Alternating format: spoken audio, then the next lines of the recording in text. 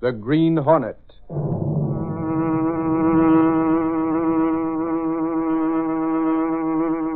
He hunts the biggest of all game, public enemies that even the G-men cannot reach. The Green Hornet.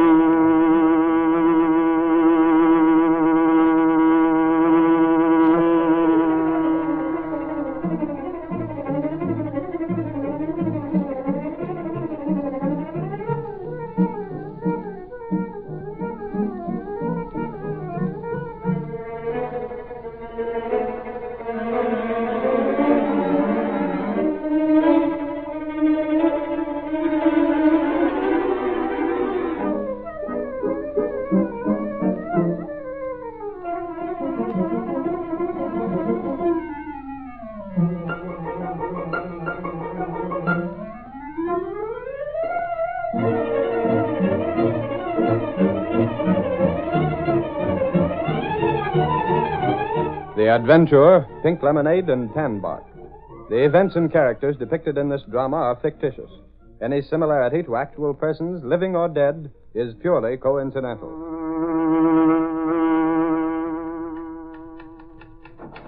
Oh, gosh, Mr. Reid, I thought you'd never get here. Yeah, what's the matter, Miss Benny? Having trouble in the absence of Miss Case? Oh, no, I can handle her work all right, as long as you don't spend too much time in the office. But there's a letter here. Oh, what's remarkable about that? We get letters every day. But this is the rarest envelope I've ever seen. It's addressed to Mr. Britt Reid, Esquire. Esquire? It's from way out west and has a note written in one corner on the back of the envelope. A note? If not delivered in 5 days, send to the cops' headquarters to be held there until I call for it. What? Now, who might I be? Great Scott, give me that. There's only one man who'd write that way. Who? Yeah, let's see it. It is. It's from Mike Axford. Mike Axford, you mean? I mean the original man of action, the brother of Tim, who just left here recently. Oh, gosh. Casey's told me plenty about him. And he's coming back here. He is. Boy, I'd like to see Casey's face when she hears those Here, tidings. listen to this letter. Dear Reid, I sort of got fed up with batting around out west here, and I figured I'd go back east to where you are. Now, I don't know if the Green Hornet is still running at large, Reid, but if he is, I'm renewing me old pledge to run the Spalpeen Earth. That's one reason for me coming back. The other reason is that having been a reporter... Reporter? Huh. I got it in me blood like an old fire horse. Timothy tells me that you're well, and so is Kato. If it's all right with you to take me back, I'll be there soon. Signed, Michael Axford. P.S. I won't wait to hear from you. When you get to read this, I'll be on the train. Gosh. Good old Axford. You like him a lot, don't you, Mr. No, Reid? I certainly do. You know, I resented him at first. You see, Dad hired him to serve as a bodyguard for me, but he wasn't supposed to let me know that. He was supposed to work in this office as an advisor to the crime reporters. Oh? But I found out his real purpose and then took him into my apartment to live there with me. So he could keep a closer watch on you? Yeah, so I'd know when he was sleeping and not watching. Not bad. I'll certainly be glad to see him. It's too bad he'll be late for the circus. Circus? Yeah. Or haven't you read all the publicity about it? Hey, I haven't seen a circus for years. I never miss them. There's always a chance to get some good action photographs at a circus. Axford's heart will be broken when he learns he missed. You know, he has 3 weaknesses: parades, fire runs, and circuses. So I've heard. Gee, if this circus hadn't taken off that jinx, I might get a prize-winning shot of tragedy. Jinx? What jinx is that, Miss Benny? Oh, golly. When they first started out this season, they had all kinds of trouble. There was hardly a performance without a major accident of some sort. Oh, is that so? Yeah. Why, for a time, there was talk about going back into winter quarters to recheck all the equipment. But you say this jinx has been shaken off. I guess so. They haven't had any trouble for some time now. I understand that circus people are a superstitious lot. And how? Why, they're even worse than vaudeville people. I wonder if we couldn't get a story out of that. Story? Yeah, for the Sunday supplement. Something about the superstitions of the sawdust ring, shaking the jinx from the turnpike. Gee, there's a whiz-bang of an idea, Mr. Reid. Look, give me a chance at it, will you? Very well, Miss Benny. Suppose you go to it and see what you can do. Who's going to get the collaboration on it? Who? Oh, Ed Lowry, of course. Lowry, huh? Have you two called a truce? Oh, no. I still think he's a lug, and he thinks things about me. But the son of a gun can write. Very well, Miss Benny. Suppose you go to it. Just watch what we turn out. I'll get hold of the advance man on the phone right away and make a day to go over it with him. Yes? There's a Mr. Lowry from the Daily Sentinel to see you, Mr. Burns. He has an appointment. I'll see him in a little while. Please tell him to wait. Yes, Mr. Burns. What'd the girl say? Lowry of the Sentinel. Yes, Fenders, a reporter. What time is a 24-hour man for reporters? Now, you'd better tell him you can't see him today, Burns. The Sentinel is giving us a feature story, and they But want to Burns, hear... I said you better not see him. I don't care about any arguments on the subject, see? The less your show has to do with reporters, the better we like it. Now, hold on a minute, Fenders. We've got to take orders from you up to a certain point, but publicity is money in the circus business. Now, we need money badly this year. Sure you do. Only you ain't handling the publicity angle. I know what the Sentinel is figuring to do. They want to run a story about the jinx you shook off. Well, what of it? Things might come out. Lowry's pretty smart, see? He might get the idea that the jinx was something that could be licked by taking out the form of insurance my outfit handles.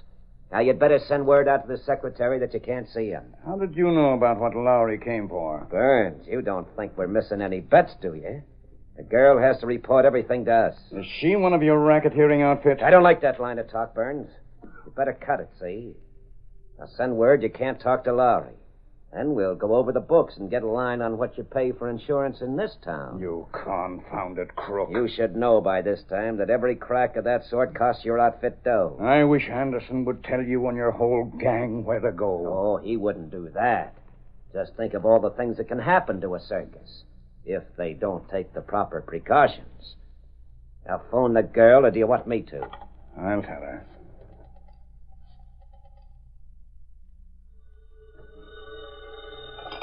Hello? I won't be able to see Mr. Lowry. Oh, you won't? No. Very well, Mr. Burns. I'll tell him. Mr. Burns won't be able to see you today, Mr. Lowry. Hey, now, wait a minute, sister. I've had this appointment too long for him to stall me off. I got a story waiting for what he's to tell me. I'm sorry. Mr. Burns can't see you. But that doesn't make sense. Didn't you tell him I'm from the Sentinel? Yes, sir. Doesn't he want publicity for the circus? Why, any other time, a guy like Burns would be tearing my office door off to get a write-up. He said he You can't... told me what he said. Am I too late, Lowry? I got held up with Mr. Reed's dictation. Burns won't see us. What do you mean he won't? What did I tell you, Benny? But he's got to. We need more quotes from officials. We can't put the publicity man down for every quote we use in that story.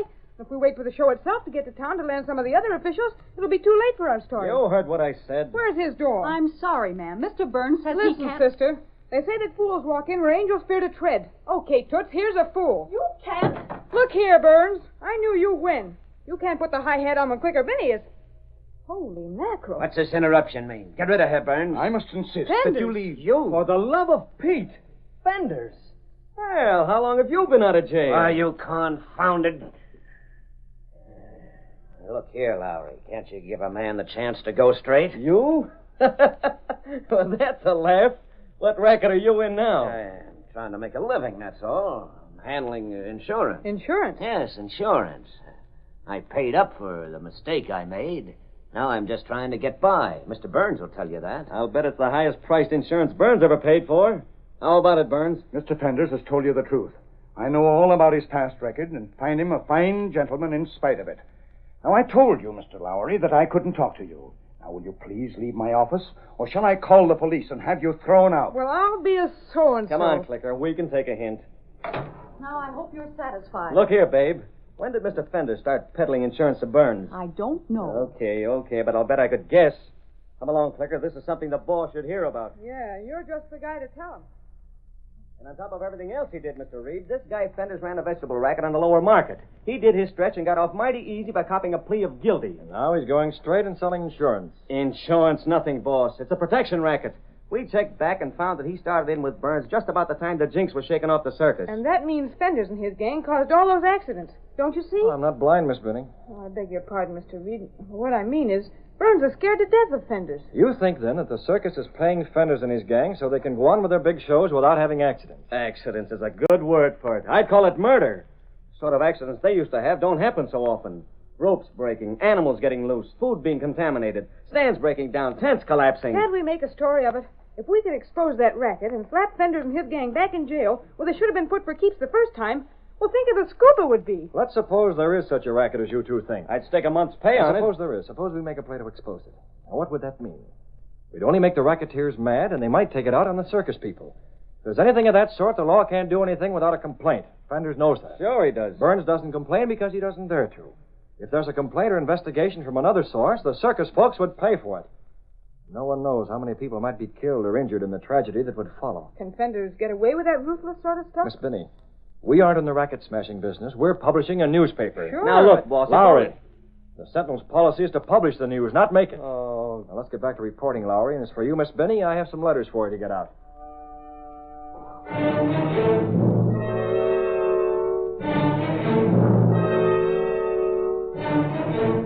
After dinner in his apartment that evening, Britt Reid discussed what Lowry had told him with Kato. Kato, the young millionaire's faithful valet, was the only living person to know him as the Green Hornet. The trouble, Kato, is that I'm dead sure Lowry's right in his suspicions. But what can you do about it, Miss Britt? Without a complaint, the police can't make a move. Who will complain? The circus people are the only ones who can complain, and they certainly won't dare. No, sir. If Kato, I dared take the chance. What chance? I wonder. Well, let me see. I'd first have to satisfy myself that Fenders was being paid for protection. Then we'd have to learn the names of the other men in Fender's gang. I could get that from some of the old copies of the Sentinel I brought home with me. Is that what the boundary is? Yes, I brought a few back issues from the time when Fenders and his gang were on trial. I have their names. They're probably still working with him. He hasn't been out long enough to line up new men whom he can trust. And then what would you do? One moment. I have the number of Fender's hotel room. Perhaps I can catch him there now. Why you phone him? Check a couple of points. I'll have to acquire a hoarse voice and trust to luck that the rest of the gang haven't come to town yet. Get up. Hello, Fenders. Are they paid up, or do you need some roughhouse here in town? Who's this? Gimp, of course. Don't sound like it. Yeah, I got a bad throat, that's all. I'll be okay. I see. Did Burns come through with the payment okay? What about the other guys? You mean Blinker? Yeah, and Dolan. Yeah, they're with me. Okay. Everything is set. No roughhouse here. I'll see you tomorrow night and pay up. Tomorrow night? Why not now? I told you tomorrow night. If you come in a day early, that's your tough luck. Now, don't come near me, see? Okay. Tomorrow night it is, then. Meet you near the lemonade stand at the grounds, just before the show starts. Right. So long. Bye. Kato, Fenders told me plenty. He did? I used the name Gimp. Gimp used to be his muscle man. Dolan and Blinker were two others that handled his rough stuff for him. Yes? They're due in town tomorrow. They're to meet Fenders at the lemonade stand at the circus tomorrow night. He's to pay them off. Oh, what are you going to do? Do? Kato, I'm going to blow that racket sky high. You just wait and see. But how? First place, watch what happens to this apartment here. Hand me that andiron from the fireplace. Yes, sir. Here. Now, out in the hall. This way. We'll start by smashing the lock on this door. There. Now we forced an entrance. What's the door? You break it? And that's not all. That desk of mine usually has cash in it. It's usually locked. Good enough. We smash that. That's it. Now, Kato, take a look at these pictures. What pictures? Here, this old copy of the Sentinel. This man is Fenders. Well, forget his face. Study the other three. Gimp, Dolan, and Blinker. You're going to describe those men to the police when they come here to investigate a burglary. You came in, found me knocked out on the floor. Those three men ran out of the place. The police get the description from you. I'm unconscious on the floor. But, Mr. Don't Britt... let the cops see those old papers, though. Describe the men from memory. You got that? Yes, but you... I get knocked out cold. Now take this and hit me. I can't, Mr. Britt. Found you, Kato. Go ahead, hit me. Knock me out and then telephone for the police. You've got to do it. But I You don't... do what you're told. Yes, sir. Oh, Mr. Britt. I'm so sorry.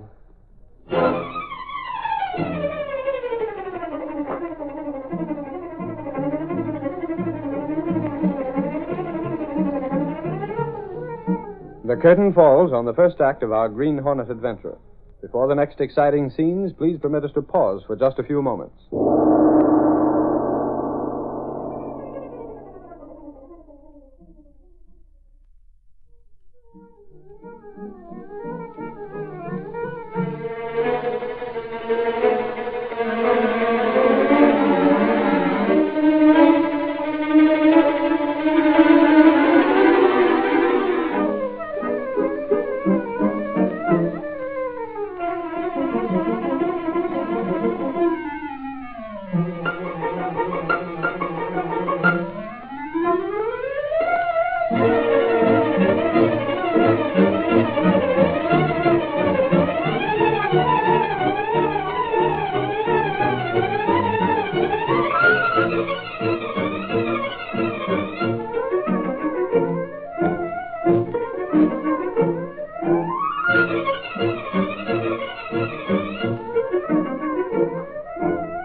Now, to continue our story.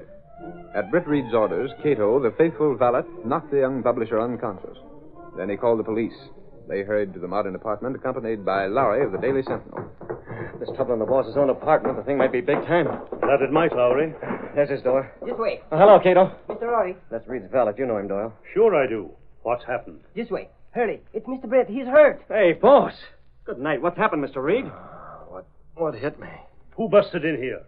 Look how that desk is ripped open. I saw them. Yeah? What they look like? Give us a description. 3 men. 3 of them, eh? I had a good look before they run away. Hey, go into the other room. I got to do something for the boss. Take it easy. Here, Mr. Reid. Now take a drink of this.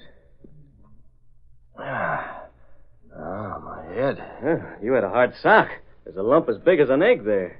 Burglars, police. Yeah, the cops are here, all right. Kato saw the crooks, and he's describing them the door right now. Good for Kato. I know that, Lug. What does Doyle say? He knows who crowned you. I'm all right now, Lowry. I want to speak to Doyle. Hey, Marty. If that isn't Blinker that Kato describes, I'll eat my shirt.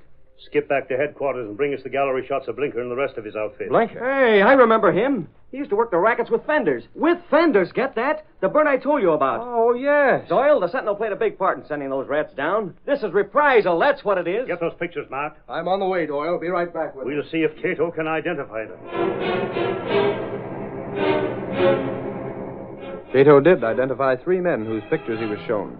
The order went out to pick up Blinker, Gimp, and Dolan. Through Britt Reid's influence, the entire matter was kept from the other papers in the city, and of course no word of it appeared in the Daily Sentinel. The following morning, Fender's 3 partners took a cab from the train. Here's the hotel. Okay. Pile out, Gimp. Yeah, I am. Well, look who's here. Huh? Take it easy, boys. The sergeant wants to have a little talk with you 3. He must be. You ain't got nothing on us. We only just now got into town. Pay off your driver. We got a car waiting to take you in. Had an idea you might show up at your old favorite hotel. What's the big idea? We're in the clear now. Sure. Maybe you can give an alibi for last night. We wasn't in town at all. We got an alibi. We was 200 miles from here. Save it for the sergeant. I thought there'd be a frame like this sooner or later. My suspicion to 2. What's the charge? Burglary. Burglary? We ain't burgled any place. We never burgled in our life. Also assault and battery. I want my lawyer. We got a right to a mouthpiece. You can't hold us. We'll talk that over later. Come on now, get going. When Lowry heard of the arrest, he brought the news to Britt Reid. It's too bad Cato's out this afternoon. They won't be able to locate him to make an identification until this evening. Good. I'm glad to see those guys stew in jail for a while. How long can they be held there? 24 hours at least. Cops are trying to locate Kato. Of course, Kato may have made a mistake when he identified the pictures of them. I doubt it. Does Fenders know his former pals are in jail? Not as far as I know. No way he would know, is there? Yeah, I suppose not. It's odd, Lowry. They're just about the time you suspect Fenders of trying to run a racket in the circus, his 3 henchmen would show up in town. They claim they just got into town 15 minutes before they were picked up. Yeah, that being the case, they'd arrive the day of the circus. I wonder if that would be coincidence. Not by a long shot. They're the muscle men, I tell you, boss. If the circus don't pay up, they're the guys that go to work on it, wreck things. They're the jinx. That's pretty far-fetched, Lowry. But it isn't. We haven't any proof, you know. Oh, I know. I'm getting so I hate that word, proof. Hey, I wonder. The thought just came to me, Lowry. If we could get something more tangible, some evidence that they came to town to meet Fenders. How could we? I understand you've got a date to take Miss Benny to the circus tonight. Yeah, I got hooked. Will she be taking her camera along with her? Sure she will. She's never without it. I'm the guy who plays second fiddle to a camera. How do you like that? Suppose I tell Kato not to identify those men, even if they are the ones he saw. And let them get away with the beating they gave you? Not for a good reason. The police would let them go if Kato didn't make the identification, wouldn't they? Sure, they wouldn't have anything to hold them on. Very well, that being the case, if your theories are correct, they would at once go to hunt for Fenders. Isn't that logical? Sure it is. Especially if they think they might be needed tonight. Now then, where will Fenders be tonight? Probably at the circus. Then if you and Miss Benny stay close to Fenders, she might be able to get a shot at that trio contacting him. But finding Fenders at the circus would be like a needle in a haystack. Fenders will probably stay near Burns after the show gets underway. Boss, you should be a reporter instead of me. You've got a way of doping things out. Hey, what do you think of the idea? But what if we do get pictures of Fenders with those lugs? Go on from there and see if we can get more proof that there's an alliance and that there is a racket. The show leaves town tomorrow. Then, Lowry, it's up to you to get all you can tonight. You might overhear things, you know. Boss, we'll have our eyes and ears open and Clicker's camera ready. Britt Reid had to time things carefully that evening. He gave Kato very specific instructions, which were carried out to the letter. The 3 racketeers were released on schedule and headed for the circus lot, glad that they could keep their appointment. Red hot! Oh, I can see whether our folks step right this way. Red hot! Step right up by the gate. Stand a trio of snake jobber and a den of vicious reptiles from the heart of everything. Incriminate! Ladies and gentlemen, pink lemonade, ready to stage. Served with a silver spade by a charming old maid. 5 cents a glass. 1/2 a dime, ladies and gentlemen. Come on, ladies. Buy your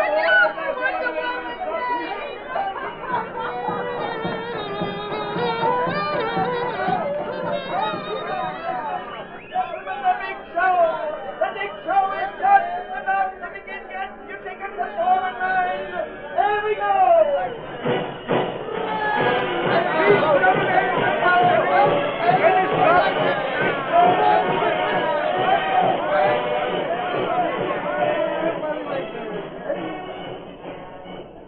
Meanwhile, the circus lot was a blaze of lights. It was just before the time for the opening, and crowds jammed the sideshow, the menagerie, and the various refreshment stands. At one corner of the big lot, pink lemonade with thin slices of fruit floating on top filled huge jars on a narrow counter. The unshaded lights revealed fenders near the stand, not far from the curb. A low, heavy machine came to a halt as Britt Reid took the biggest risk in the entire proceeding. Fenders, come here. He called to the racketeer. I want to speak to you. He was careful to keep well back in the low-slung car, so the crook couldn't see the sinister mask that concealed his face. Fenders sauntered to the machine. Well? I have a message for you. Here, take it. Fenders came closer and placed one foot on the running board, and then... What the? Make a move or shout, I'll let you have it, Fenders. You're covered. A Hornet. Open the door and get into this car. Keep your mouth shut and you'll not get hurt. But what? Hurry, do what you're told. You don't want to hang around here till someone gets a good look at this machine. In with you. What do you want? Shut that door. Now, sit tight. I'm driving around the block. You can get out of here when we pass the corner again, Fenders, if you just leave the dough on the seat beside you. I don't know what you're talking about. The cut for the boys. Dolan, Gimp, Blinky, you know what dough I mean. Shell out. But who? Quick! Let you have the gas and take it from you. Did the boys send you? What do you think? Where are they now? None of your business. There's not much time left for you, Fenders. I'm either letting you out of the next corner or giving you the gas. No, don't shoot. I'm putting the money on the seat. That's more like it. There. Tell me what the big idea is. You'd better ask Burns. Burns? He won't want to talk, but I guess you've ways of making him. Did he send you here to get this? I'm not saying a word. You talk to Burns. Now get out. Yeah, sure. And thanks, Fenders.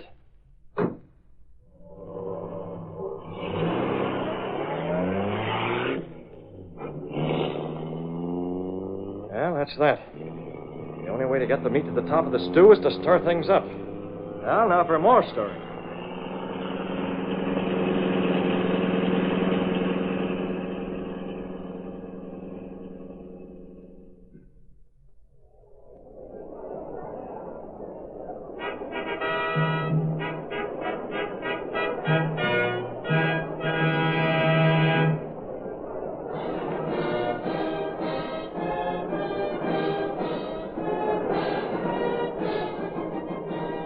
Gosh, Lowry, I sure go for circuses. Yeah, but a pile of it we'll see standing down here. Are you sure those were the boss's orders? You know what he told me. We close the burn and see what we can see and hear what we can hear. Oh, rats. There isn't enough light here to get a good picture. Not even with a 1.9 lens.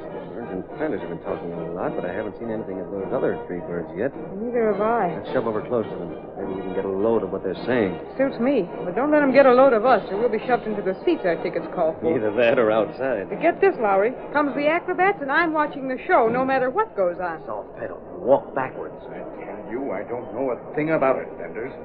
If you think I had any contact with the Green Hornet, you're crazy. Now, look, Burns, I'm not fooling when I say you talk up or else. It ain't too late to cause a pile of trouble around here. I can't stand here talking to you now. No, this ain't a hot place to talk. You will go to the little tent you use for an office. Come on. But I You've got nothing to do with the running of the show from now on.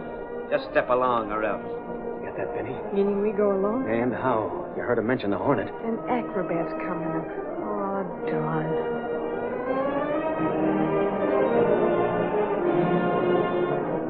Get this over with as soon as you can, Fenders, and get off the lot. You've been paid in full. Save it till you're in your tent.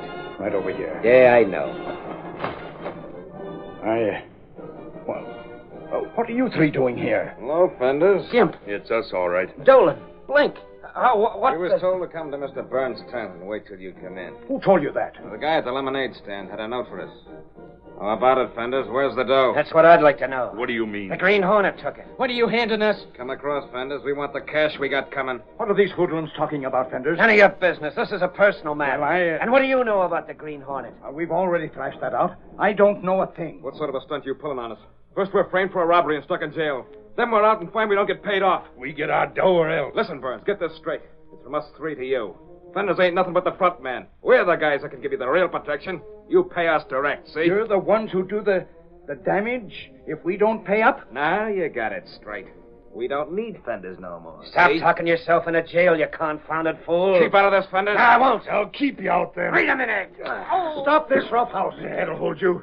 Now, Burns, your show is going on. I don't know if you paid your insurance for this performance or not, but if you did, you'll have to get a refund from Fenders when he comes to. You're paying us, see? I'm not paying out another dime. It's clear that you three represent the entire organization. Hey, wait! Hey, Rube! What the heck? That's the shout that brings the whole gang. Stand where you are. I'm armed. And I'm with you, Burns. Hold it. What The in... camera! I got you. What is it, boss? What's up, Mr. Burns? What's up? Who are these guys? Take them all in, boys. They've been running an extortion racket. Wait a second. They admitted damaging our show. Now, look, let's talk it over. We were outside, Burns. We can testify for you. We've been paying for protection. Fenders didn't let me know who his gangsters were, but this was all of them. Let me out of here. I ain't staying to go back to jail. Oh, yes, you are, Gimp. Take him to jail. Lowry, I'll see you later. It's pink lemonade and tan bark for me.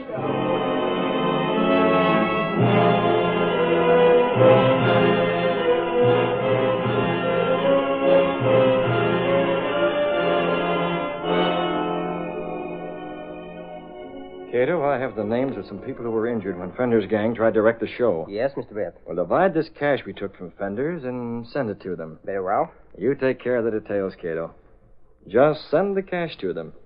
There's no use telling them it comes from the Green Hornet.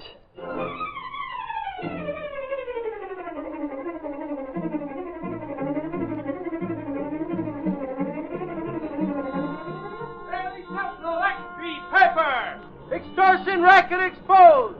Circus Jinx explained. Read all about the Green Hornet. Hornet gets away with cash. Green Hornet still alive. Got the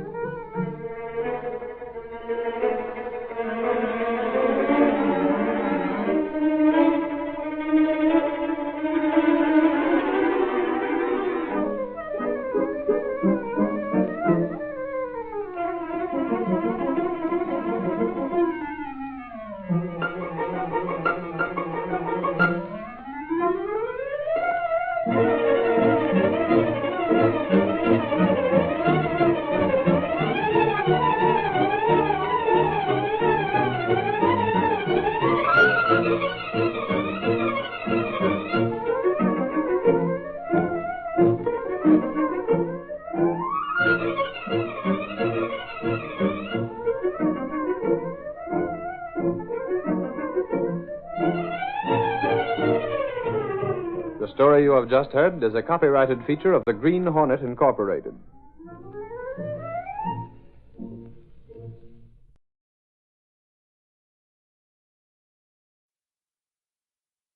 The Green Hornet.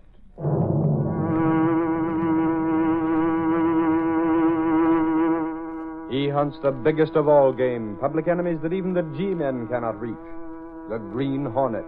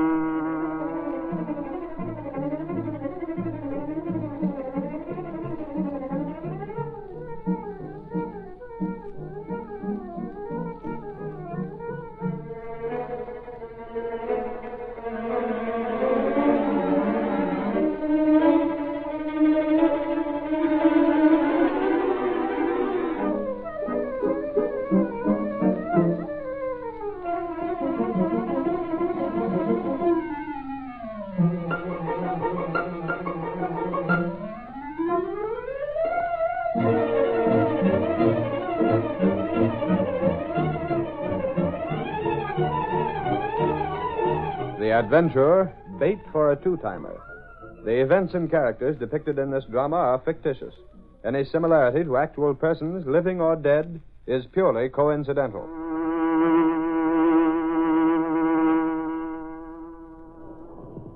Look out! That building's going to collapse! Look out for the falling bricks! Stand clear there!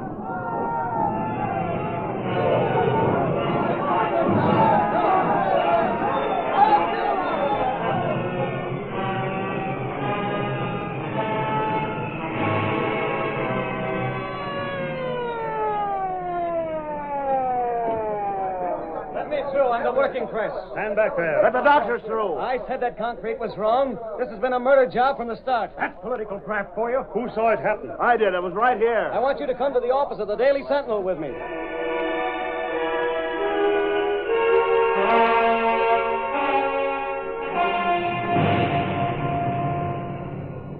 Daily Sentinel, XP Pepper! Read all about the building crash. Sentinel prophecy fulfilled. Sentinel XP Pepper!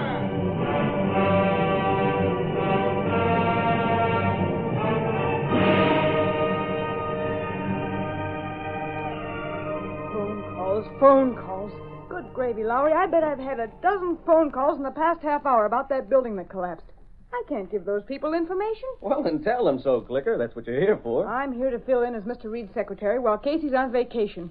Not to play a parrot on the telephone. Holy cow.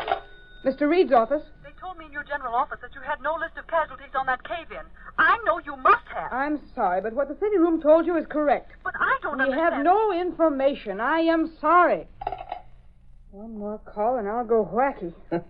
As if that would be a long trip. You're the guy that's to blame for this, Lowry. Me? Say, are you sure you're not already wacky? The way you kept writing those articles about that building, hinting at political graft, suggesting that the place was unsafe, telling the world that if the building inspector was honest, it would be condemned. All right, I wrote those stories. Sure I did. Because Britt Reid wanted them. He called a turn on that building. He's been hammering at the ring of crooks in town for the past 6 months, and now he's proved right. Don't tell me that the building would have caved if the cement had been right or if the iron girders had been of specified strength. I've learned not to try to tell you anything. Why isn't Lenore Case back in town? Because, my little Primrose, Miss Case happens to be on her well-earned vacation. If she'd been here, I wouldn't be. And if I wasn't hogtied to this desk and that confounded phone, I'd have been out and might have shot some real pictures of that cave-in. Answer the phone. And how I will. Mr. Reid's office, and we... Oh, golly. Hello, Casey. This isn't Casey, and her name is Miss Case. Don't try to kid me, youngster. I know Casey's voice.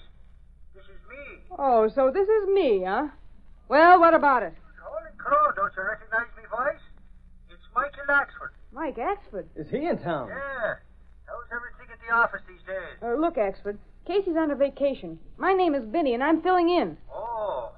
Well, I'm glad I am to know you, ma'am. I wonder, could I talk with Britt Reid? Are you in town? No, I'm sort of stalled on my way there. I was to get in this morning, only I stopped off part way to visit my cousin. Just a minute. Here's Britt Reid now. Okay, youngster. Who's that, Miss Benny? Axford, calling long distance. Oh. Hello, Axford. Oh, golly, Reid, it's good to hear your voice. I wrote you the other day. I got your letter. I sort of thought I'd phone you and make sure it was all right for me to be coming back. Oh, of course it's all right. Come ahead. Good. Tell me, Reid, has the Green Hornet been captured yet? No, the Hornet's still at large. Why? Good. By golly, I'm glad he is. Oh, you're glad he is. I might say that I'm not displeased about it. If only the cops don't get him till I get there, then by golly, I'll start in where I left off. I've been thinking about that Hornet, and I got me some new theories as how he can be run down. I'll bring your theories with you. I will that, Reid. I'll be seeing you soon. Good. I'll be looking for you, Axford. Goodbye for now. Goodbye. Axford, huh? When's he coming back? I don't know, but he's on his way. From what Case said about him, he'll barge in when he's least expected and when he can cause the most complications. He'll be welcome whenever he comes. Lowry? There's a leak in this office. Huh? A leak? I don't see anything. Information. I just came from the Civic Club, and I saw Manders there. Manders? You mean Manders of the Clarion? Yes, your pal, Manders of the Clarion. That cheap four-flusher's no pal of mine. As for the Clarion, that's one of the punkest sheets on the face Hold it, Lug. Mr. Reid said he saw Manders at the Civic Club. That means... Nothing in Manders' case. He was there as a guest, not as a member. That heel couldn't get into any club. I knew from the way he kept grinning at me that he had something up his sleeve. When I saw the noon edition of the Clarion, I knew what. What? The Clarion has interviews with Snodgrass, Bingham, Dorset, and Plummer. All involved in that building collapse. Oh, the Clarion can't have. I tell you, it can't have, boss. Why, it took me half the morning to find out the names of the people that'll make good interview material. I phoned in the names and got the assignment to contact them. They were all too hard to reach. I got to go back again. The Clarion has interviews? I don't believe it. I never been scooped like that in my life. If I couldn't get to see them, no one could. Why, those dimwits over at the Clarion couldn't get an interview with an office-seeking politician, let alone one of those people. Well, there are your interviews. Read them and give me the answer. Oh, but darn it, boss. It's there in black and white. I still can't believe it.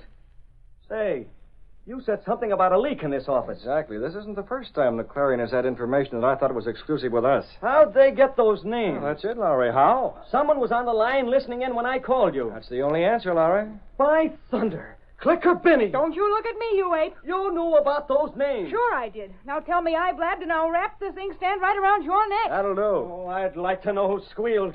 Boy, what I'd do. This burns me up. Now what's left for me? Now where's my story? Where's my interview? Well, never mind the interviews. I'll give you a story, and you prove it and write it. Yeah? Take it down in shorthand? You might make some notes. The reason 5 people are dead tonight due to that building collapse is because underweight material was used. To verify that through Hudson, the contractor. He'll know the truth. Yeah. Why was faulty material used? So that Hudson's firm could make money on the job. Check. Why did Hudson have to bid so low on the job that he had to do that to make money? Because he wanted to be sure his bid got the job. Sure. The same as he's nailed a lot of other bids around town. Why did Hudson dare go ahead with that sort of material? Because he knew the building inspector would pass on the job and take a cut of the graft. All right, Lowry, there's your story. What a sweet story. As if it wasn't generally known. But where's the proof? Hudson will put the blame on his foreman. That's what he's done before. The foreman won't talk because he knows that there's a nice cut for him if he takes the rap and keeps still. So where are we? We're right where we've been right along. We know the whole rotten grafting story, and we can't get proof of a blasted thing. Hudson passes the buck, the foreman takes the rap. Foreman makes dough, Hudson makes dough, building inspector makes dough. On the other side, 5 people die. A dozen are hurt. The taxpayers take one more licking. And you don't even get an interview. Oh, what's the use? I don't know why I stay in this newspaper game. It's enough to drive a man crazy. You gotta be that way, Lowry. Get proof, Lowry. As a bonus if you do. And in the meantime, find out who's listening in on phone calls to this office and reporting our news to the Clarion. 2 sweet assignments. Call in to me late this afternoon. I may have a 3rd assignment for you. 3rd? What'll that be? Well, I'm not sure yet, but I am on the track of something. Call me later. I'll be in my office. That 3rd assignment is going to be the one that starts the Green Hornet on a couple of moves.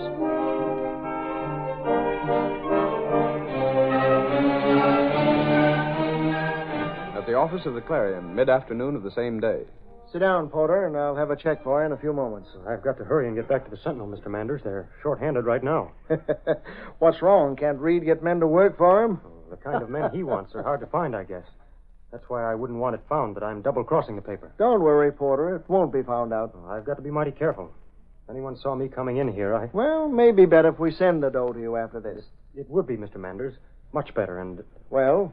Would you mind terribly giving me cash instead of a check? What's the matter with our checks? If one of them signed by me ever got into Mr. Reid's hands, You'll grow old too soon worrying that way, Porter. Well, I can't... I'll give you the cash, though. You just keep your ears open and give me a few more beats like that one today, and I'll see you in real money. Oh, thanks. But remember this, Porter. Make the stuff good. I don't want any run-of-the-mine stories that we'd get in the course of a day anyway. I want big stuff. I know that Reid's close to the political setup. Yes, sir. And in spite of the way he likes to run around in clubs and parties, he's in on a lot that he doesn't talk about. Now you watch for things. I certainly will, Mr. Manders. Late that afternoon, while Porter sat at his desk in the Sentinel City room, a very faint buzz of his secret wiring told him that an outside call was coming through Britt Reid's phone.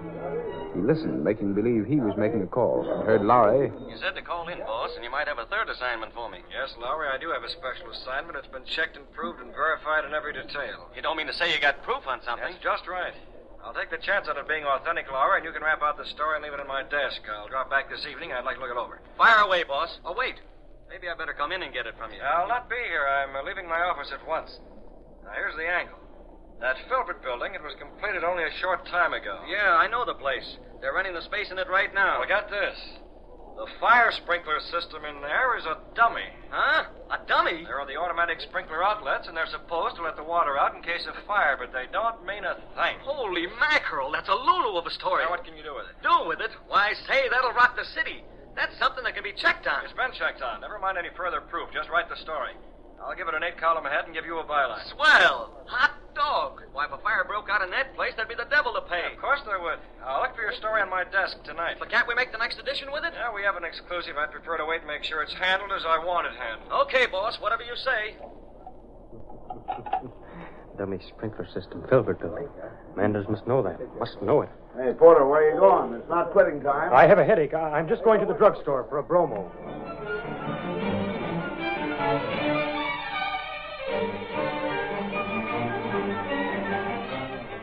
Must tell Manders right away. Hello, Mr. Porter. Just making a phone call.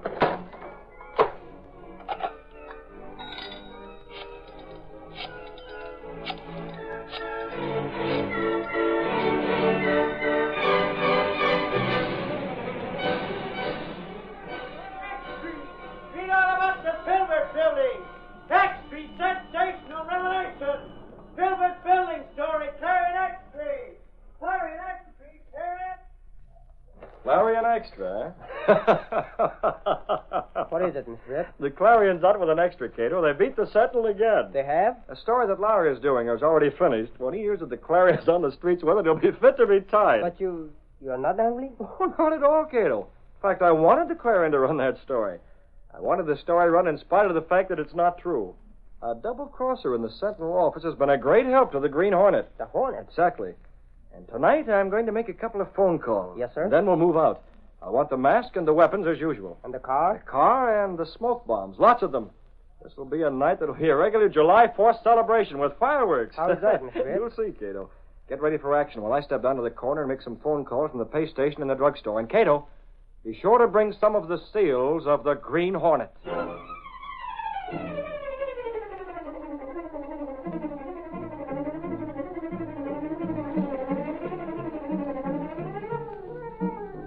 The curtain falls on the first act of our Green Hornet adventure. Before the next exciting scenes, please permit us to pause for just a few moments.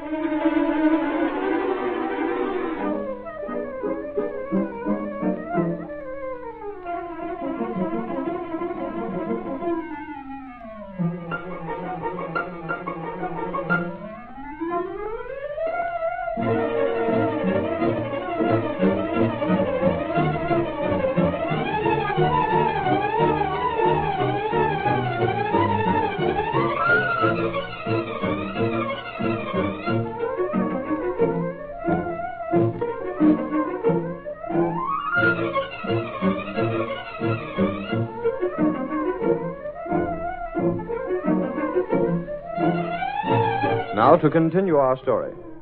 When the Clarion hit the street with the sensational headlines, there were certain people in the city who raged in fury.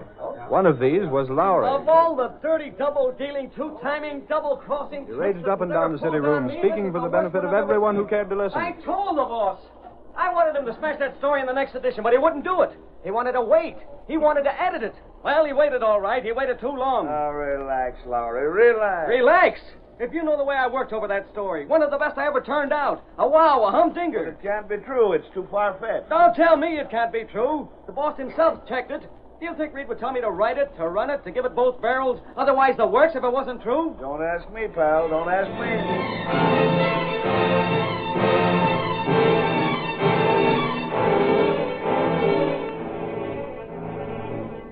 Two men read the headlines, and one of them grew pale. His newspaper trembled in his hands. This will ruin us, Merkel. Why did you let them get away with that sort of thing? Give me credit for a little sense, Hudson. Do you think I'd have passed that building inspection if I knew there weren't any water pipes connected to the sprinkler system? I don't know. I don't know how far you'd go. Well, not that far. You better get in touch with the foreman of that job and do it in a hurry. But I can't. Why can't you? He'd know what sort of plumbing was installed. Maybe the Clarion is wrong. No, they can't be wrong. They wouldn't dare publish a story like that unless they had proof. Doesn't seem so. I tell you, this is the end. The end. We'll all be indicted. A grand jury. Put the blame on your foreman.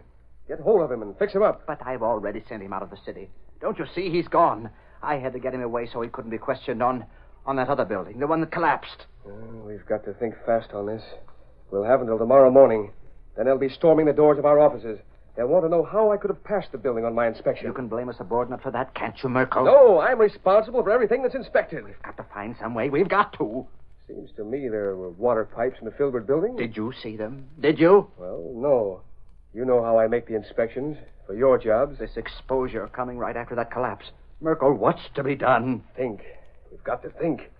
Now, calm is the word, Hudson. Between the two of us, we can figure a story that will be accepted. I might phone the Clarion, ask their source of information. Then what? And then let me see. Thank them for informing me of something I didn't know. Yes? Then I'd have to install the system as it was supposed to be. That will cost me a fortune. Tearing out all the ceilings, half the walls, pipelines, outlets.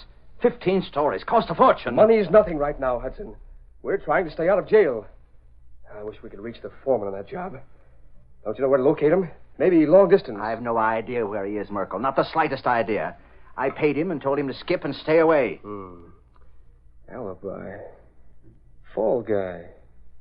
Let me think. While you're thinking, I'm going to have a drink. I need it. Want one? No, thanks, Hudson. Confounded fool. Should have known better than to go that far. Why haven't the other papers tried to get interviews? I had a few calls, and I had the phone cut off for the night. I mustn't talk till I know what to say. This headline struck me like a bombshell. What's that? The door. I won't go. I won't answer it. I can't see anyone yet. You better find out who that is anyway, Hudson. No. Oh, wait a minute.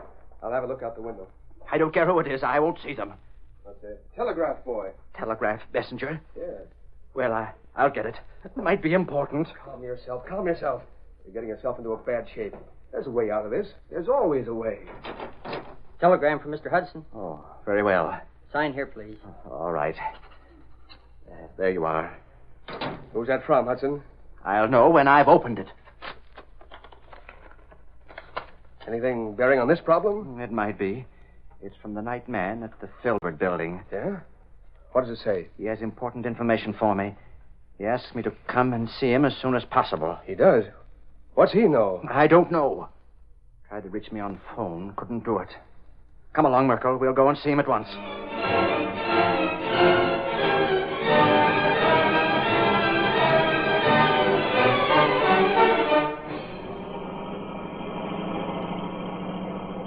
Building isn't half bad to look at, is it? Of course not. I can leave the car right here at this time of the night. Come on in with me. Okay, Hudson. I hope that watchman has something to make this trip downtown worthwhile.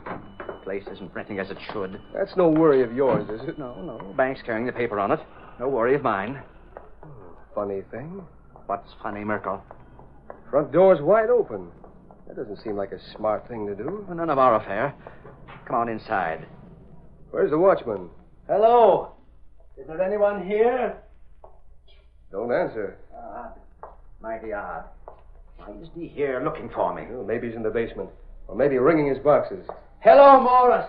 Where are you? Hudson. What is it? What is it, Merkel? What's the matter? Look. We left that door open behind us.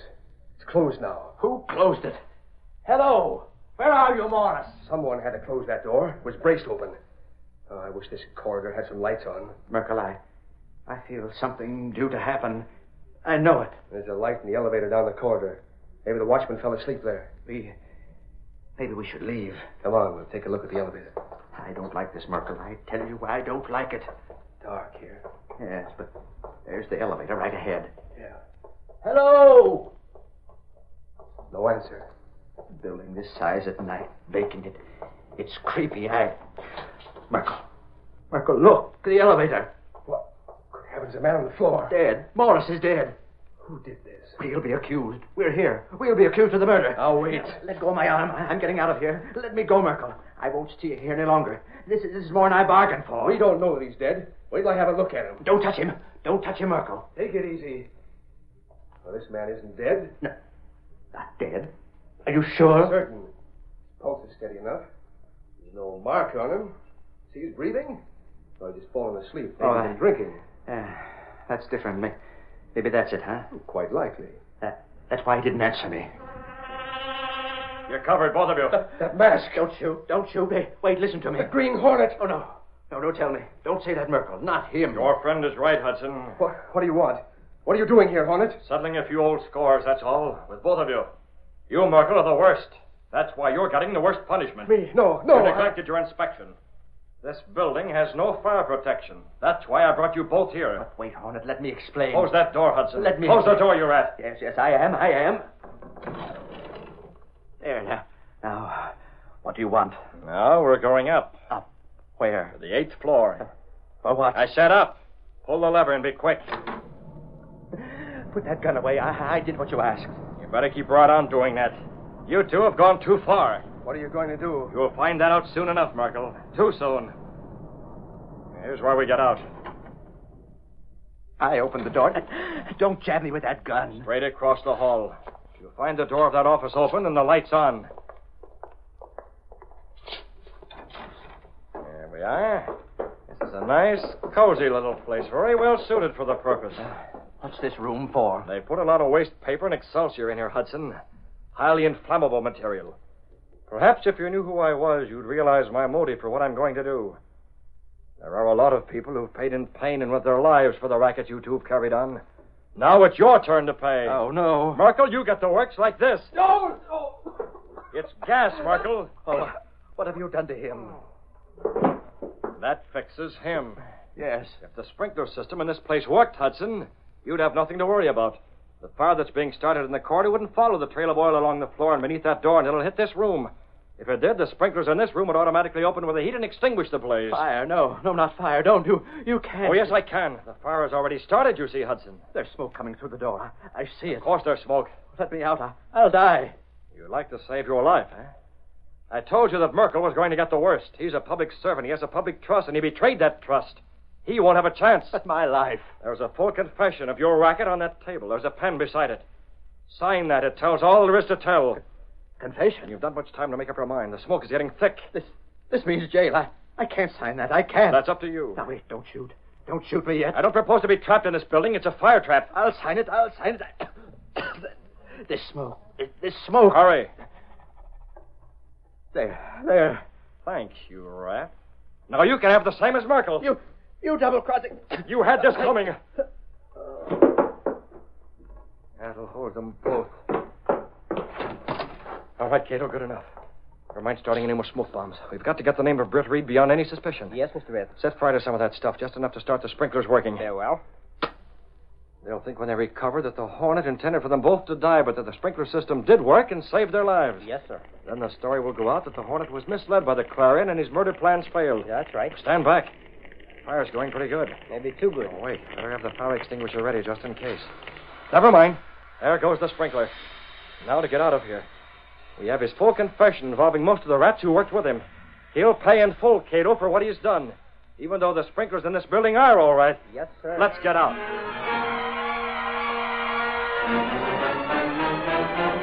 The next day, in the Sentinel office, Ed Lowry came into Britt Reid's office with a grin from one ear to the other. Hot dog flicker. Oh, Mr. Reid. Hello, Lowry. Here he is, Mr. Reid, bright and smiling. I understand that you were fit to be tied last night. Boy, was I. Holy smokes, when I thought the Clarion had scooped just because you didn't want to publish that story about the Filbert building till you looked it over, I was sore. But what a laugh. The Clarion stole it. Because they had a spy in our office. That was the reason I planted the story, Lowry. The Clarion won't have much more to do with anyone who works for the Sentinel. And the spy, incidentally, is known and will be fired. Great. Well, what's the news on the street? Well, the Clarion has plenty of trouble for running that story about no fire sprinklers in the Filbert place. And to prove them a fake, the sprinkler saved a couple of lives last night. Oh, in the Filbert building? Yeah. The Hornet read the Clarion, concocted a scheme to pay off Hudson and Merkel. Thought he'd burned them. Oh, rather drastic. Yes. Only they came through. The sprinklers put the fire out. Merkel and Hudson gave the cops a clue, though. The Hornet is a friend or relative of someone who was hurt in the collapse of that place yesterday. Oh, the Hornet has supplied more than that, Lowry. Now I do have a headline for you. This came in the morning mail. What is it? A confession signed by Hudson. Confession? And a wow. He'll spend the rest of his life in jail. Names, dates, places. Everything we already knew but couldn't prove. Well, this is good for an extra. Sure it is. The Green Hornet's compliment. He intended to ruin the name of the men after they were dead. But this is even better. Now they can go to jail. It's an extra, What boss. are you waiting for? Get it going. I know it's good for an extra. I saved it for you to write.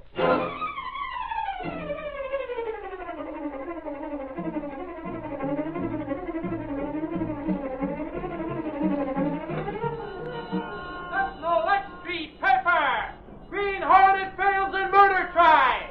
Newspaper star misleads Green Hornet. Read all about the building racket. Confession delivered by Hornet. Green Hornet still in ours. That's the Lex Street paper.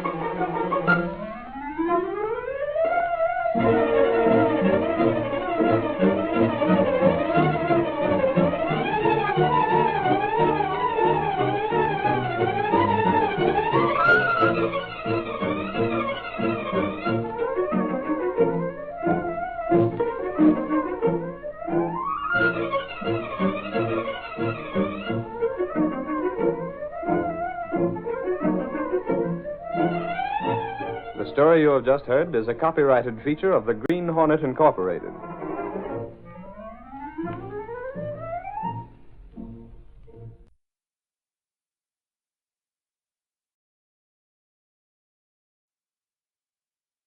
The Green Hornet.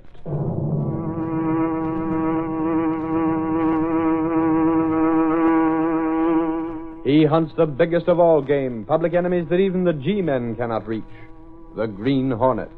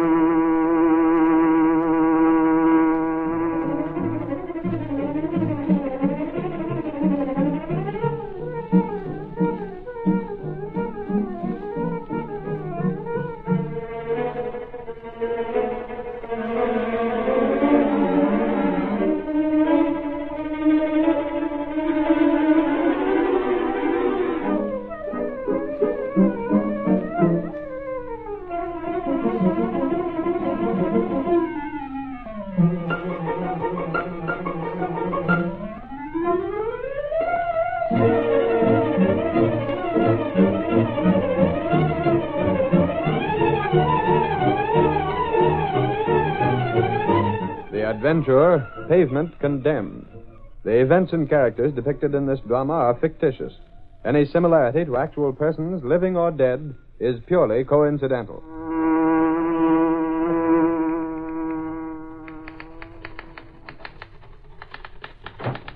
Oh, it's You, Lowry. Thank goodness. What's the matter with you, Clicker? Got the jitters today? Today, yesterday, and all the rest of this week.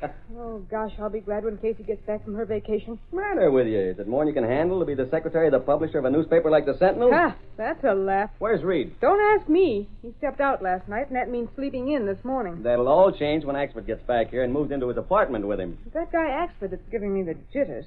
I'm just hoping he won't show up till Case is back on the job. Why? Because I don't want to be here when he comes. They tell me he's a backslapper, and me with sunburn. Look, how much time you got before Reid comes in? How do I know? He isn't at the same time 2 days in a row. I want you to use influence. Make a couple of calls with me. Huh? Influence? Say, I don't swing enough influence in this town to raise an umbrella in a cloudburst. You've got a lot of influence with that guy you made some pictures of. Who? Brandemeyer. Brandemeyer? What do you want influence swung on him for? Come on, he dawdled you on his knee when you were a kid with pigtails. You know the hard-headed old mule. Look here, Lowry. You're the ace reporter of the Sentinel. If you want something out of Brandemeyer, figure a way to get it. That's what I did, and when I got the figures added up, they totaled Clicker Benny. Now, come on. There's an A1 story there if we can get Brandemeyer to talk up. What's the angle? You know that repaving job on 10th Street? I heard about it. That's all. So what? Brandemeyer is handling it. His firm, you know. Yeah? So comes the strike. Strike? What strike? Oh, listen, Clicker. Don't you read the paper? I look at the pictures and read the cartoons. The men on that job have been on a strike for the past 10 days. Yeah? Why? Plenty of reasons. I got a lot of angles from the laborers and their families. Here, look at the quotes I've got here. Dozens of them. But not a word from Brandemeyer. Is he the only one of his firm you can talk to? And you're supposed to know Brandemeyer. Oh, that's right. He does his own talking, doesn't he? When he talks. Why, say, if anyone else in that outfit opened his mouth, he'd be out on his ear looking for welfare. And you can't get the Brandemeyer point of view on the strike, huh? No. But you have angles from the laborers. Sure, I want both sides of the thing. It's getting to be a mighty bad affair. Why is it? The shopkeepers can't do business with the street all torn up. People can't even walk to the stores without going knee-deep in mud. What have you got in the way of the labor side of the strike? Plenty, and I think those fellas are perfectly justified. Knowing old Brandemeyer as I do, they no doubt are. That's probably why he won't talk. There's nothing he can say that would do him any good. Here, get a load of this story from Jake Beerwald. Listen to what he says. We don't want no shorter hours, and we don't care about no more pay. But that is, we'd like more money, sure thing. Only we ain't striking on account of that. We had lots of boys get hurt using old equipment. See, Mr. Lowry, we feel that's all right. It's Mr. Brandemeyer's business to buy new tools when he wants to. We do the best we can with what we got. Only we feel that when one of our boys gets hurt, like Jack Green, he should get help, a sort of insurance, if you know what I mean. He went on from there and told me all about this guy Green. He was working with a drill that should have been junked a long time ago. On a paving job? No, a different job. Brandemeyer takes on a lot of jobs. Anyhow, this guy Green was working with the old drill when it snapped. Oh, my leg! What's the matter? Oh. Hey, Green's been hurt. Help, my leg! That drill! It's Jack Green. Hey, turn off the air. Get that hose out of the way. Someone call a doctor. Well, Green had to have an operation on the leg, and he won't ever amount to much again. I talked to his old mother. Here's her story. Yes, Jack was going to be married, but now, well, he can't work anymore. He wouldn't ask the girl to go through with it. But what do you do? I don't know.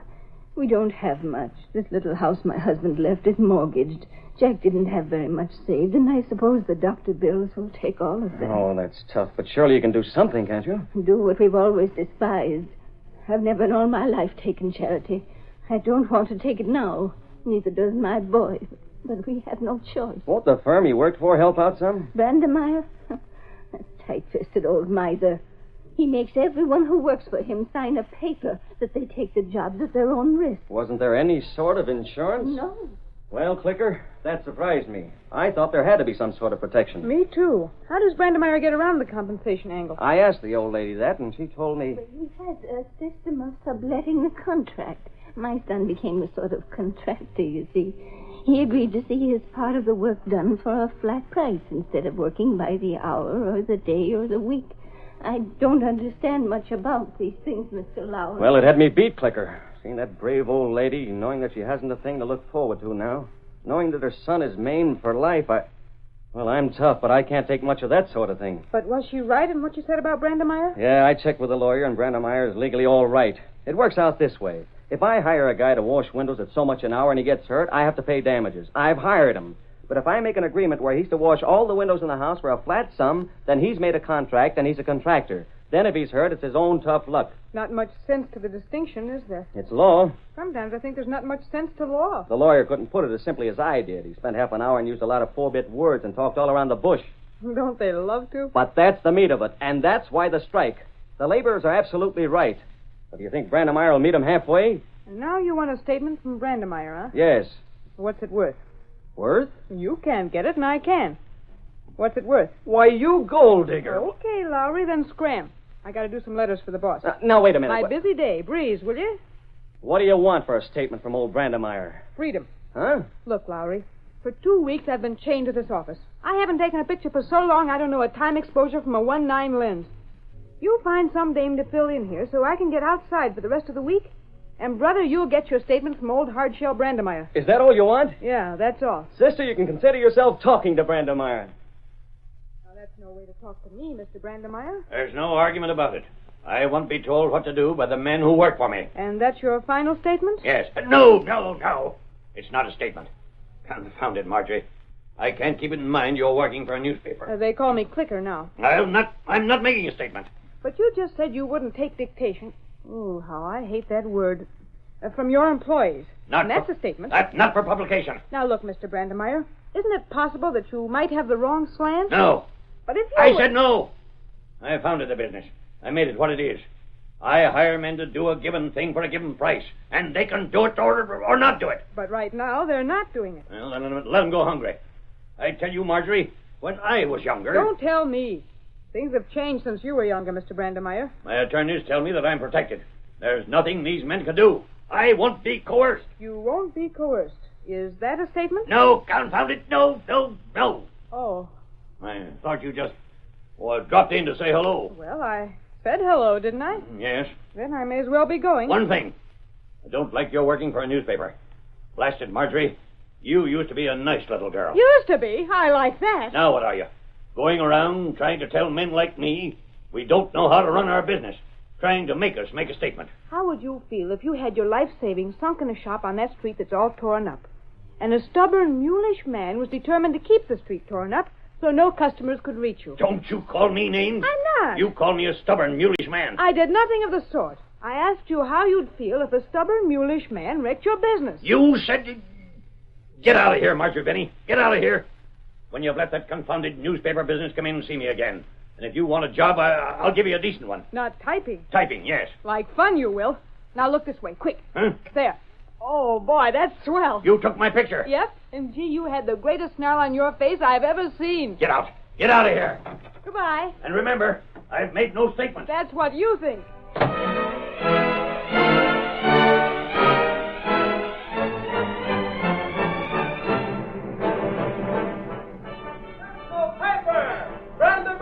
Be coerced. Exclusive statement from contractor. Strike settlement far off. Read all about it. Set the Lex Street paper. Look at that picture. A regular old Tartar, stubborn as they come. Won't settle the strike. Won't meet anyone halfway. Oh, that man, a mean, ugly old miser. That's the man that's keeping all our people out of work. That's the man that's putting me on welfare. That's the man that's tying up the job. That's the man who's ruining the business of every store on this street. That's the man who won't meet anyone halfway. That's the man who's to blame.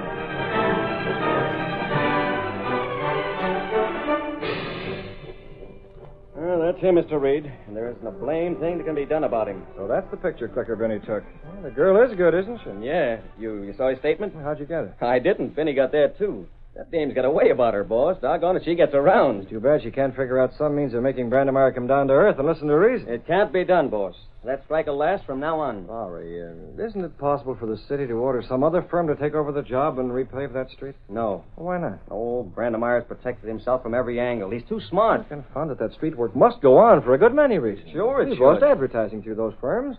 Men who work for them will soon be thrown out of jobs.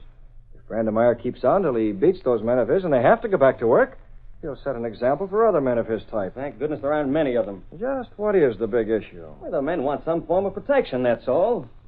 I don't believe it. Huh? You don't believe it? Boss, I got those statements. You saw them. I still don't believe that's the big issue. It isn't conceivable that a man like Brandemeier would be so stubborn. But you don't know the guy. That's Clicker Benny. And the money involved isn't enough. Lowry, there's something behind it. Meaning what, boss? I don't think Brandemeier is as well off as he pretends to be. You don't? I think he might be conducting a racket. Sure he is. I mean to say more of a racket than appears on the surface. Something actually criminal. Gosh, tell me more. Isn't it quite possible that Brandemeier is waiting for the chance to cash in? How could he? All those stores are going broke. If he can keep the street torn up to a fall, they'll all be forced to sell out, and sell out cheap. Think of the buys he could get. Wow, I never thought of that. To pick up the entire section for almost nothing. Perhaps the face of the mortgages and sales expenses. And he's purposely not settling the strike for that reason. He could make a fortune if he happened to think of that angle. Holy mackerel. Wait till I tell No, hold on, Lowry. Huh? I've merely made a wild guess. I'm probably wrong. But it'll bear investigating, Mr. Reid, if that's what he has in mind. What a story. Why, the guy could be jailed. I'll send Click over to see him again. She can confront him with that angle and see what he says. You're putting her in a hot spot? And she don't mind if there's a story in it. Let me know what you learn. I sure will. Perhaps with Lowry investigating, I can use the Green Hornet and throw some things in his path that will open his eyes. Well, there's no harm in trying. That evening in his apartment, Britt Reid explained the entire situation to Kato, his faithful valet and the only living man to know him as the much-sought-for Green Hornet, who was wanted by both police and the Underworld, dead or alive. Lowry will be moving fast, Kato, covering a lot of ground. He's on the track of an idea, and he won't stop until he's run it down. Yes, Mr. Biff. What are you going to do? Use the Green Hornet. We'll make the first calls tonight. Tonight? I have a list of storekeepers on the street that's torn up, and also their home addresses. That's where we'll see them. And when we've finished, Lowry is going to have something that'll make him come clamoring to me for a bonus. He'll probably get it. Come on, Kato. Let's get going.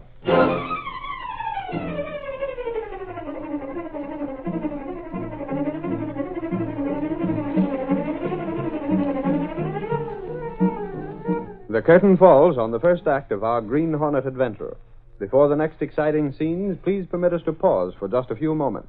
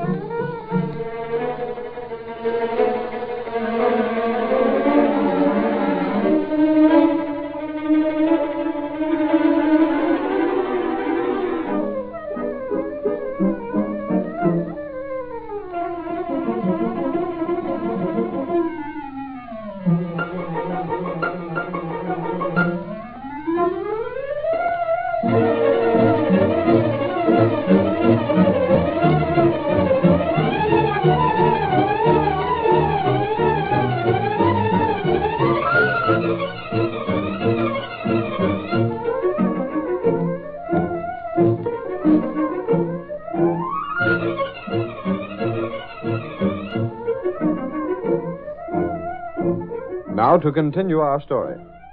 John Anderson was one of the shop owners on the street that had been torn up.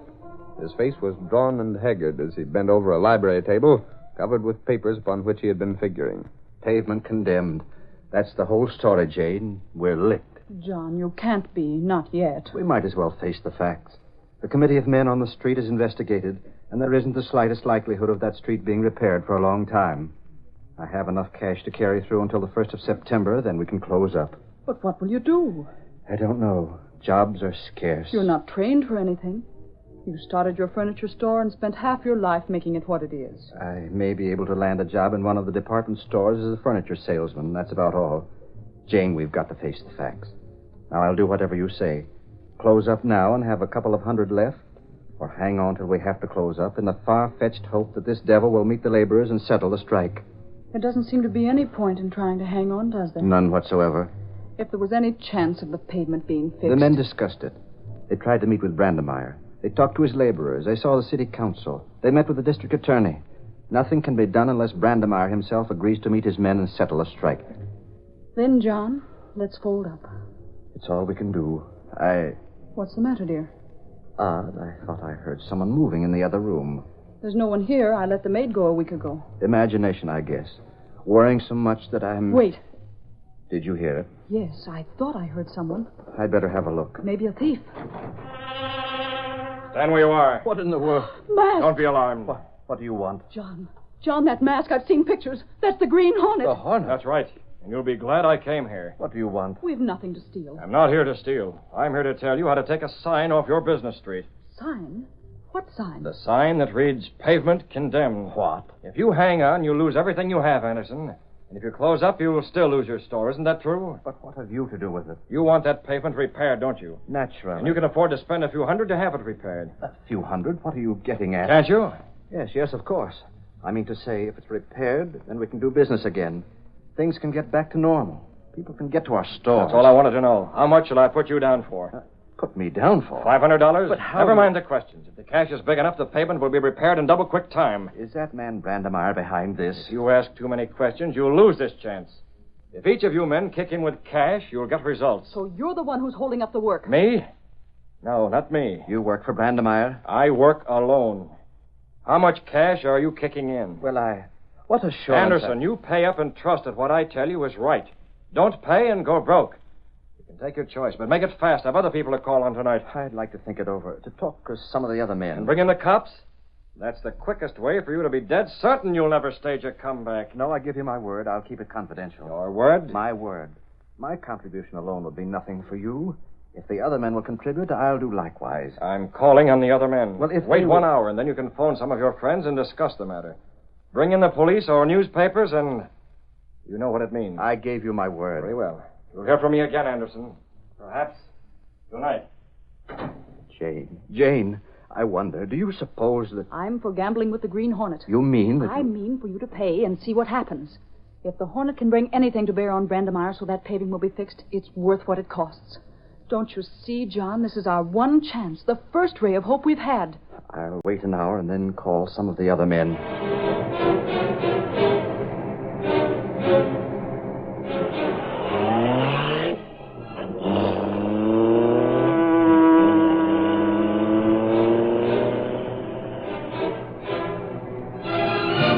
While Kato guarded the car, the Green Hornet made a second call on the shop owner whose pavement was condemned. Take your choice, Boswell. Lay out the cash or go completely broke. Time to think. Let me think. Let me discuss it. Sure, I'll let you discuss it. Discuss it all you want. But remember, the time is short. I don't propose to hold this offer open very long. I will communicate. Some of my friends, other men on the street. Do that. And stop shaking in your boots. I'm not here to give you any roughhousing. I'm here to help you. Yes, sir. Yes, of course. You'll hear from me later. Again and then again, the Green Hornet stopped at shop owners' homes. Then he put his car in a dark alley where it would be unseen for the next hour or so. This will do, Kato. I'll give those men time to talk it over with each other and compare notes. By this time, they've called an emergency meeting of their committee, and you can bet the subject of the discussion is the Green Hornet. I tell you, men, I'm convinced we should take the chance and play ball with this Green Hornet. I don't know about that. If we do and the police find it out... The police haven't done anything for us so far. My wife is a keen judge of human nature. Gentlemen, I respect her judgment, and she feels that the Hornet can help us. How does she have a reason for judging him? Simply his voice, his manner, woman's intuition. Oh, I don't know. We've got to decide mighty quick. Is it agreed that we'll all abide by a majority decision? I'm agreed.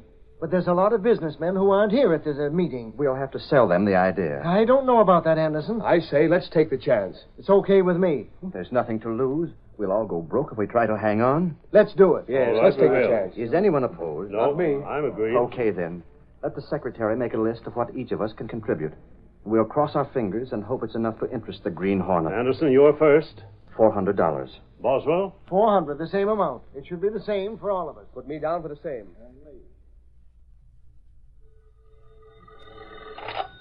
Yes? I'm calling to speak to your husband and determine what he's decided. Oh, it's you. He isn't here now. Going for the cops? No. He went to a meeting. Just a moment. I think he's coming in now. Is that you, John? Yes? Quickly, the telephone. Who is it? The Hornet. Hello? Well? We'll do what we can to pay you. How much? We can raise $5,000. You have it? I have checks. They're made out to cash. If you insist on the money tonight, you can come for it. If you want cash, you'll have to wait till I can get to the bank. I'll take it tonight, Anderson, and if you try any double-crossing, you'll wish you hadn't. No, I won't. We're sincere. We're too anxious to grab any straw that might offer a hope of saving our business. I'll be around for those checks. Have them ready. They'll be ready.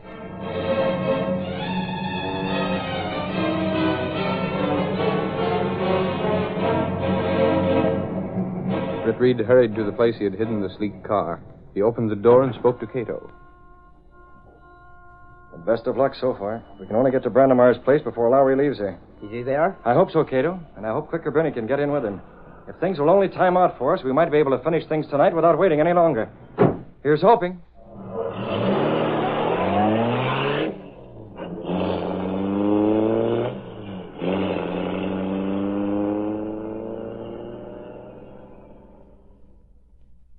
There's just one reason in the world, Marjorie, why I let you in here tonight. You wanted to see me, isn't that it? I wanted to spank you. Uh-oh. Don't try that with Mr. Lowry here. He might not stand for it. I want to tell you what I think of you for running that picture in your confounded paper. Now, hold on, Brandemeyer. The only reason she wanted to get in this house was because I could come in here with her. What's your racket? What's that?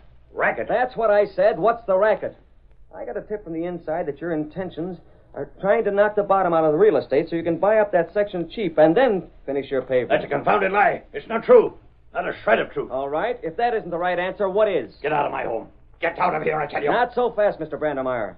You're obviously in some sort of racket, or you wouldn't be so stubborn about meeting the laborers and discussing matters. There's nothing to discuss. If they don't want to work for what I pay, they needn't. Okay, then. But does that have to stop you from finishing the job? Why not hire other men and go ahead with it? You impertinent young upstart. I'll tell you why. Because of contracts. I gave those men contracts to do the work. Each of the men has a contract. Yeah, I know, and that's why you don't have to be responsible for what happens to them. But tell me this. When they stop working, don't they violate the contracts? None of your business. I refuse to discuss the matter with you. Marjorie, get that man out of here. Take more than her to do it. Now, look here, Mr. Brandemeyer. There's no use losing your head about this. Let's talk it over. There is nothing Let's see if maybe Clicker or I can't act as an intermediary and bring you and your men together. No. More company. My man will be fired if he allows any more of you in. George, if that looks like a newspaper man, call the police. Yes, sir, boss. Call the police anyway. I'm being abused. Good Lord, Mr. Brandemeyer. What's the matter with you? Sounds like he saw a ghost or something. Maybe you're something. George, answer me. What's the matter? Maybe I better go see. Mr. Brandemeyer say he all gone now. An awful person, a mask. A mask? Why didn't you say so? He held a gun pointed at me, sir. He threatened my life if I opened my mouth. Here, he all gave me this for you. What's that? Yeah, what is it? Take your hands away. Oh, all right. Don't get hot under the collar. Hey, wait. Look, the mark of the Green Hornet. A hornet? Hey, that's something. Open it up, Brandemeyer, quick. Don't you order me around.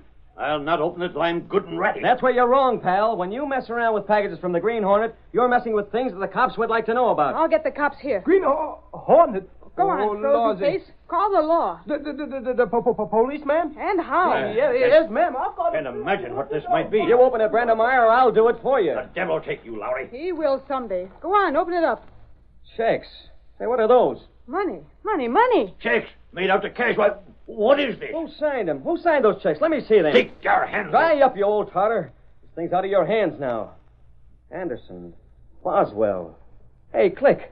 Isn't there an Anderson furniture store on that street? Yeah, and a Boswell restaurant. I know nothing about those. Conway. A Conway who runs a drugstore. That's right.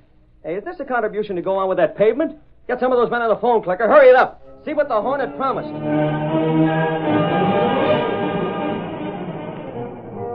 Anderson said the Hornet promised to get the street repaired. Wow, so that's your racket. No, I swear it isn't. You and the Green Hornet. He's your collector, huh? He is not. I know nothing Listen, about... you bull-headed old fool. This is a story that'll wreck you. One that'll land you in jail. Deny it all you want, but you can't get around these checks. Now you get one chance to get out of this. Call your men, have a meeting, straighten things out their way, and get them back on the job. Meanwhile, return these checks to the guys that made them out. You got till noon tomorrow, and if you don't get men working by then, the Daily Sentinel gets my story. Hold that check up. Yeah, here. There, I got the picture.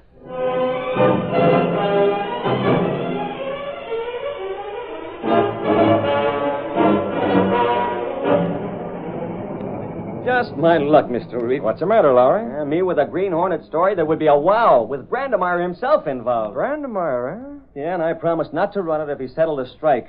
Well, he settled it. The men started work an hour ago. I just got the call. So, there's my story. But anyhow, I settled the strike. Good, Lowry. Good for you.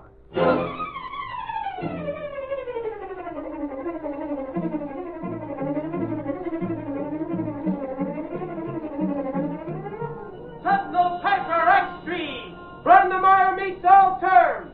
Paving strike settled. Green Hornet still at large. Sentinel Extreme Piper.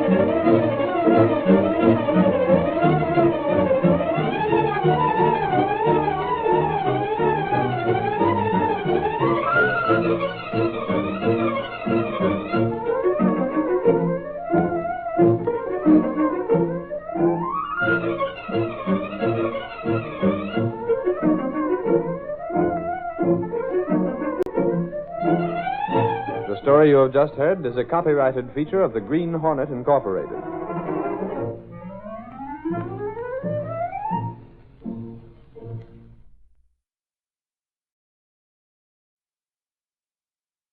The Green Hornet.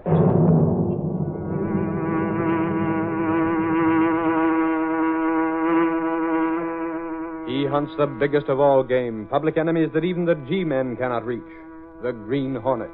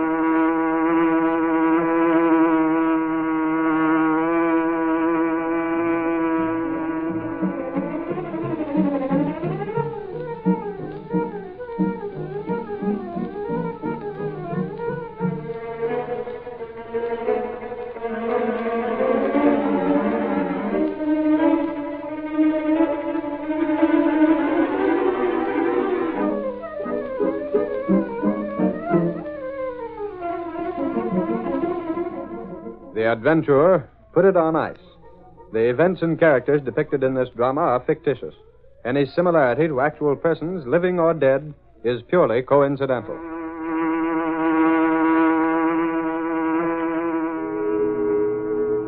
Miss Williams, what's that? Why is the whistle blowing? I don't know, Mr. Brinkley. Something's gone wrong. Find out what it is at once. Mr. Brinkley, it's the refrigerating system over in packing plant 6. What? The new system we installed yesterday? Better come along and look for yourself. I most certainly will. Miss Williams. Yes, Mr. Brinkley? Call the police emergency squad. If any men are overcome by the ammonia fumes, we'll need all the help they can give us. Right down here, Mr. Brinkley, around the corner. Yes. How did it happen, Carson? Are there any men inside the plant? Can't tell how it happened, Mr. Brinkley. The system was okay when we inspected it yesterday. I hope this won't spoil all that meat we've got in there. Forget that. What does it matter what happens to the meat? It's the men who may be trapped inside I'm worried about. We'll soon see, Mr. Brinkley. They're right through this door. Are they all right? Watch out for the ammonia fumes. Bring them out here in the fresh air. Stand back. Give them air. One side. Are they all out? Out of the way. Let us through, please. It's Mr. Brinkley. Yeah, we got him out, Mr. Brinkley. Pretty close call, but they'll pull through. How many were there, Hendricks? Well, lucky thing there was only 2 of them, sir. Me and Smith just managed to get them before that ammonia. Hendricks, you've got quite a dose of that ammonia yourself. Better have the doctor take a look at you. Well, I'm all right now, sir. Just got a little whiff. Nothing to worry about. I just took a look in through the open door, Mr. Brinkley. That meat is ruined. Is that true, Hendricks? I guess so, Mr. Brinkley. You know, it ain't no good when that ammonia's been at it. Completely spoiled. 2 carloads of beef that we might just as well throw away. Carson, I can't understand it. We've had one serious loss after another, and now this. Look here, Hendricks. You were in charge of this unit. How do you explain this mess? Well, I wish I knew, Mr. Carson. It don't make sense. We don't want excuses, Hendricks. Easy, Carson. There's plenty of time to get Hendricks' account of things. But Mr. Brinkley... Never mind. You go over and have the doctor check you up, Hendricks. We'll go into this tomorrow. Yes, sir. I can't figure it happening the way it did. Carson, you and I better go inside and look around ourselves. Now, Mr. Brinkley, there may still be some ammonia in there. No, there ain't, sir. Hendricks busted all the windows when we went in. Gas is practically all out by now. Come on then, Carson. Is it okay if I go in with you, Mr. Brinkley? Who are you? Lowry's my name, sir, from the Daily Sentinel. Oh, Britt Reid's paper. Well, come along. Do you think it's wise, Mr. Brinkley? How do you mean? Well, there's been quite a bit of trouble in our packing plant already, sir. Perhaps it's best to keep reporters away. You're wrong there. Better take me along, Mr. Brinkley. I don't exactly... I have a story already, Mr. Brinkley, from the men who were inside. Do you want me to print that, or would you rather have me get the straight dope from seeing it myself? Look here, young man. What do you imply? Well, one of them, one that was working inside when the pipes burst, said it looked like plain criminal carelessness. Don't listen to his story, Mr. Brinkley. My meat packing plant has always been the safest in the country. Then it's okay for me to go with you? Yes, it is. But, Mr. Besides, Britt Reid is a friend of mine, and I want him to have a good idea of what's happened here from someone who won't color the story. Put a handkerchief over your nose. We're going in.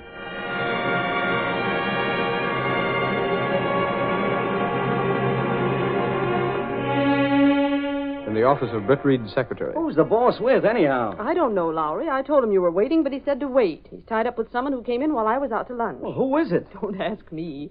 He left those packages on that other desk. Well, Katie. Axford. Very golly, youngsters, glad I am to see you. You're the one who was with Mr. Reid. That I am, and I'm to be back at my old job. By golly, ain't that something? How are you, Lowry? I was all right till you blew in. But anyhow, welcome, Axford. The same old Lowry. Now I can be giving you me help in cracking some of the stories that happened around this town. Ain't that so? Yeah, ain't it? What's in those packages, Axford? First some brass polish to keep in me disc, and then there's some polishing clothes. Polish? For what? For the big package there. It's a brand new cuspidor I brought with me all the way from the West. Oh, my. It starts all over again.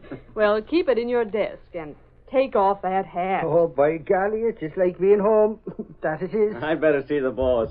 I'd be trying, Casey, not to get in your hair. Boss, I'll get right to facts. I told you something about that Brinkley outfit already. Oh, yes. I went through the place with Brinkley and his assistant, a guy named Carson. That ammonia leak was caused by a valve being opened when it should have been closed. It's a wonder those 2 men weren't killed. How did you like Brinkley? Okay. He told me he was in the Civic Club with you. That's true. Look here, Lowry. What is there to these stories that Brinkley's meat isn't up to the Board of Health requirements? That's what I'd like to get more dope on. Yes? Mr. Brinkley is here to see you. Brinkley? Oh, send him right in. I want to see him. I don't know why Brinkley wants to see me, and at this particular time. Guess I'd better be going along. No, Lowry, stay here. Go right in, Mr. Brinkley. Thank you. Well, how are you, Brinkley? You've met Mr. Lowry, haven't you? Oh, yes, I have. Went through the plant with me. How are you? Reid, that's what I've come to see you about. The accident at your meatpacking plant this morning? Oh, by the way, how are the 2 men who were overcome by ammonia? Oh, they're fine, Reid, resting comfortably. The men got them out in the nick of time. Brinkley, is it true that you've been having a lot of trouble lately? Well, yes. Yes, it is. Well, Lowry's been telling me that some of the restaurants are turning down your product. They have, and I can't say I blame them. Quite a lot of it's not up to standard. Why not bring it up to standard again? You know the reputation of my plant, Reid. It's always been very good. Yeah, up to now. Before this, I prided myself on the fact that the Board of Health has always given my products the highest possible rating. Well, you mean that rating has changed? Changed is putting it mildly. The Board of Health has condemned more than half of the meat in my plant in the last week. Wow, things sure have gone haywire. When I think of the juicy steaks you used to... Unless something's done, I'll go bankrupt. I'll be forced to sell my business. Oh, that's too bad, Brinkley. Yet, at the same time, I scarcely see what this has to do with a newspaper publisher. Why come to me? Reid, I'm convinced there's something crooked behind it. Crooked? What makes you think that, Mr. Brinkley? This accident today, for one thing. Any evidence of tampering? None. I didn't see any either. Looked like just plain carelessness to me. I'm sure it isn't. What makes you so positive? Well, it's nothing tangible. Then if you can't put your finger on it, Mr. Brinkley... Yet all the trouble has started since I turned down an offer to sell my business. Oh, I see. You think this is an attempt to force you to sell? Exactly. Well, I take it this attempt is proving successful. Reed, my back's to the wall. Sounds simple enough to me. Get the police after it. Have them check up. I have, with no results. They believe I'm simply trying to cover up my own negligence. Have they investigated the outfit that wants to buy you out? They've tried to. What do you mean? Exactly that. They haven't been able to find out. Well, isn't it a bit unusual For a prospective buyer to conceal his identity? Yes, Reed, it is. But it's not unheard of. Sure, might be a rival meatpacking concern that wants to put you out of business, then buy your equipment for practically nothing. Unless I can stop these accidents, they'll get it. Brinkley, you supply meat to all the hospitals and city food centers, don't you? That's true, Reed. It's imperative that they're sure of the quality and purity of the meat they use. In that case, clearing up these difficulties at your plant is a matter of public concern. Right, boss. And when the public welfare is jeopardized, the Daily Sentinel is interested, very interested. I knew I could count on you, Reed. A reporter can find out a lot of things that the police can't. Yeah, especially a good reporter. Well, I'll see what you can dig up. Track down this outfit. The one that's made Mr. Brinkley that offer? Cover that plant from cellar to skylight. Check on everyone and everything. Check, boss. It's an assignment. I'll give you all the help I can. Brinkley, what happens to your business is a private concern. But when the quality of the food you sell the public is being tampered with, then it's a matter for investigation. And believe me, boss, when I start investigating, I investigate. Before I'm through, I'll know this setup like I know the palm of my hand.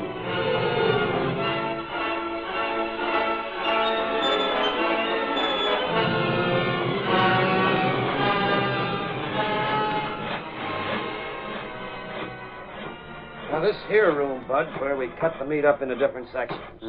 What about that saw? What's that for? Oh, same thing. Sometimes we have to saw through big bones. This belt here is a conveyor for carrying the meat from one operation to the next. Mm-hmm. What's behind this door? Come on in. Ooh, say, it's cold in here. Here, I'll just close... Here, don't close that door. This is a refrigerator room. If we should get stuck in here with the door closed, we'd be out of luck. Might freeze to death. I'm that way already.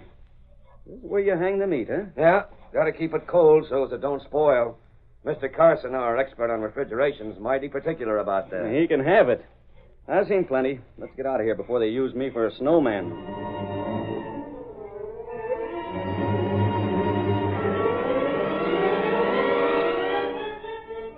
You say your name's Lowry? That's right. Mr. Brinkley sent me over to find out about that offer for his meatpacking plant. I understand that offer came through you. Yes, it did. I'm a broker, sort of a middleman. Who made that offer? Sorry, but I'm not at liberty to give out that information. What do you mean, not at liberty? I told Mr. Brinkley the same thing. This sort of transaction comes my way quite frequently. My client doesn't wish to have his identity revealed. Now, listen here, you... Furthermore, I don't know who made the offer myself. The whole affair has been conducted by mail. The bank account... A phony name. I checked on it. It's a registered business name, which is perfectly legal. And Brinkley knows the money's good. But I still That's can't... all I can tell you. Good day.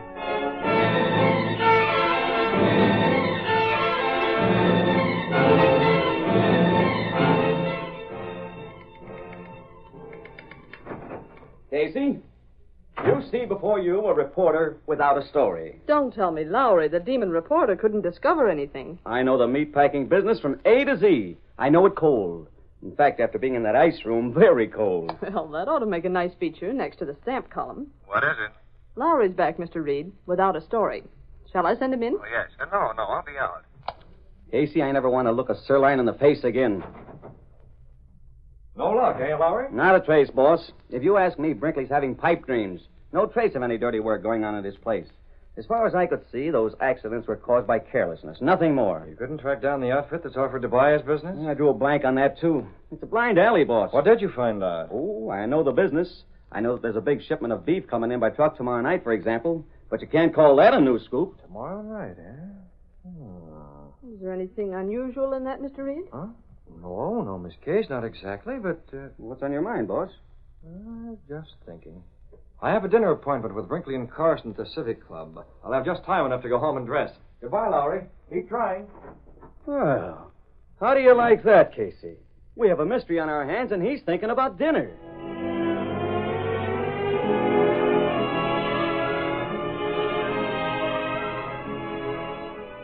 As soon as Britt Reid reached his apartment, he sat down at his desk and wrote a letter. Cato, I'm having dinner at the Civic Club with Mr. Brinkley and his assistant, Carson. Yes, Mr. Britt. I'll put the Hornet seal on this letter.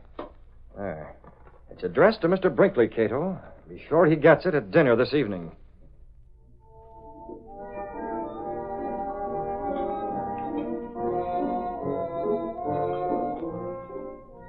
I tell you, Carson and I are worried, Reed. The Board of Health has threatened to shut the plant up if there's one more case of contaminated meat. Now, let me see.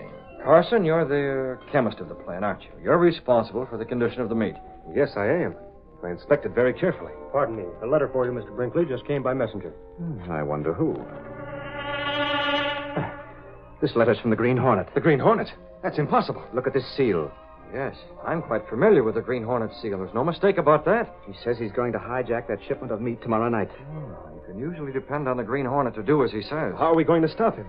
Well, why not delay the shipment? Can't do that, Reed. That meat has to be here on time. Well, then send it ahead. We'll send it by train. Have the trucks take a different route. There ought to be some way. That's it, Reed. We can't send it by train because of the cost. But we can reroute the truck so the Green Hornet won't know about the change. That's an idea, Mr. Brinkley. Suppose the Hornet learns of this change of route. How can he if we take the right precautions? If you say so, Mr. Brinkley. I do say so. And we'll do it right now, at this table, secretly. So the Green Hornet will never be able to find out our plan.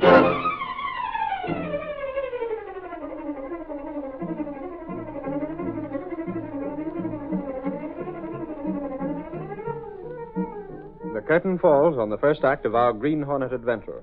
Before the next exciting scenes, please permit us to pause for just a few moments.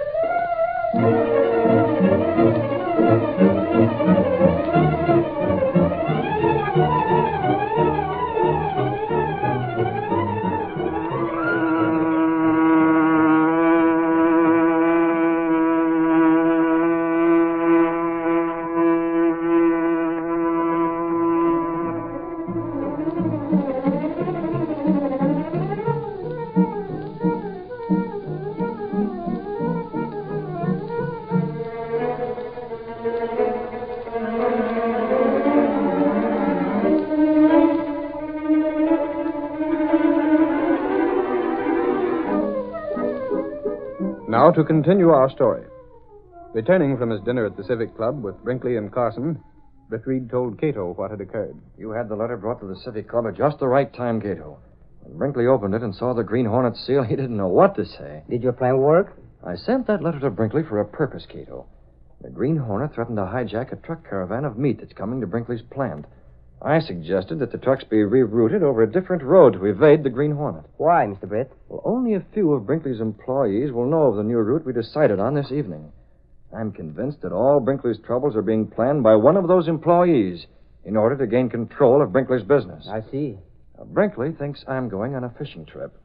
Instead, we're meeting that truck. You go at the Green Hornet? We'll take the mask and the gun and all our equipment, but not the Black Beauty. No? Well, we'll be out on the open road tomorrow afternoon. The Black Beauty will be too easy to recognize. This time, Kato will travel in a small sedan with a mask handy. If Mr. Brinkley recognizes you... Brinkley isn't going out on the road at all, Kato, so we won't run into someone like him who might recognize me. You and I are the only living men to know me as the Green Hornet, Kato. And no one else ever will.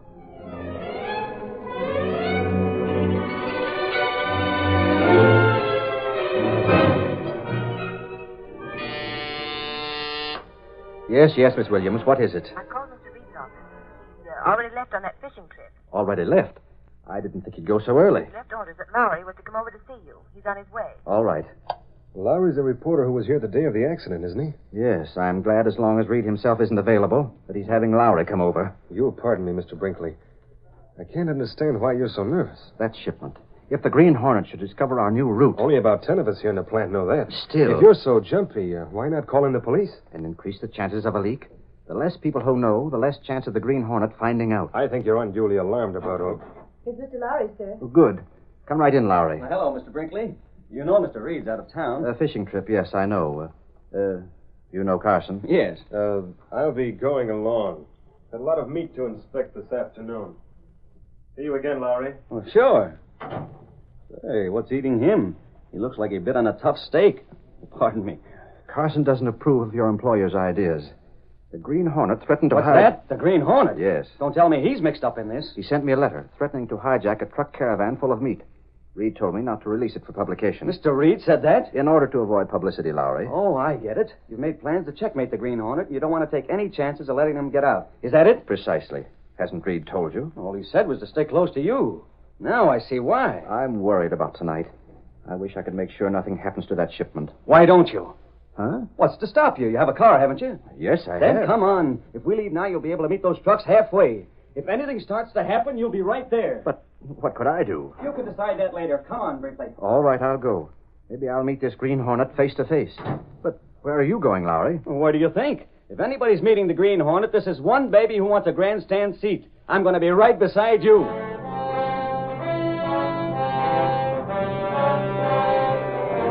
Driving out of the city, Brinkley and Lowry traveled all afternoon. That evening, as darkness fell, Britt Reid and Kato sat in a car that was pulled off the road and hidden from sight. Look, Kato, there's a car coming along the road. When it goes by, we might as well start after those trucks again. We want to be there with time to spare. It's coming fast, Mr. Britt. Kato, did you notice a license number on that car? It's Brinkley's. I noticed it last night in front of the Civic Club. He has a very low license number. Where is he going? He must be worried about his trucks. This may ruin everything. What are we doing, Mr. Britt? We have to make sure Brinkley doesn't reach those trucks before we've taken care of everything. He might recognize me in spite of my disguise. Yes, sir. We'll drive up past them. Several hundred large tacks in front of their tires would delay them a long time. Long enough for us to accomplish what we set out to do.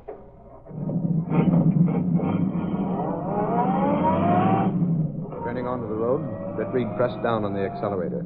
The sedan sped along the concrete after Brinkley's car. There they are, Kato, stopping for that light ahead. Get the tacks ready. We're in luck. The light's changing. We'll be able to pass them before they get going too fast. The tacks now. Good work, Kato. Both front tires.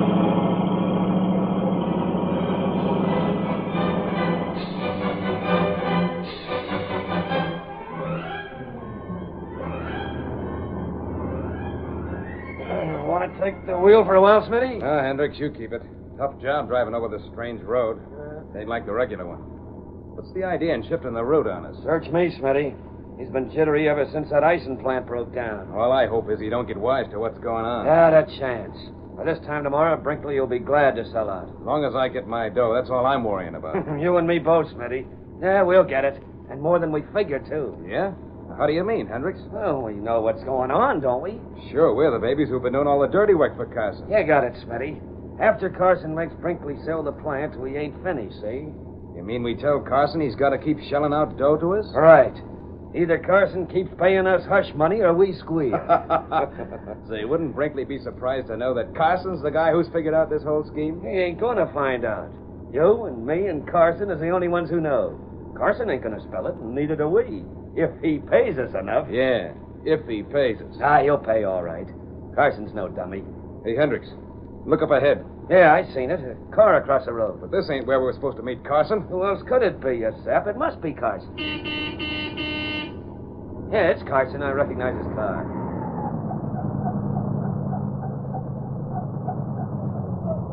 Hey, Carson, what's the idea of meeting us here? I thought you was going to be 5 miles up further. I had to change our plans, Hendricks. A while back, I noticed that the car was trailing me along the road. Yeah? Who was it? I don't know.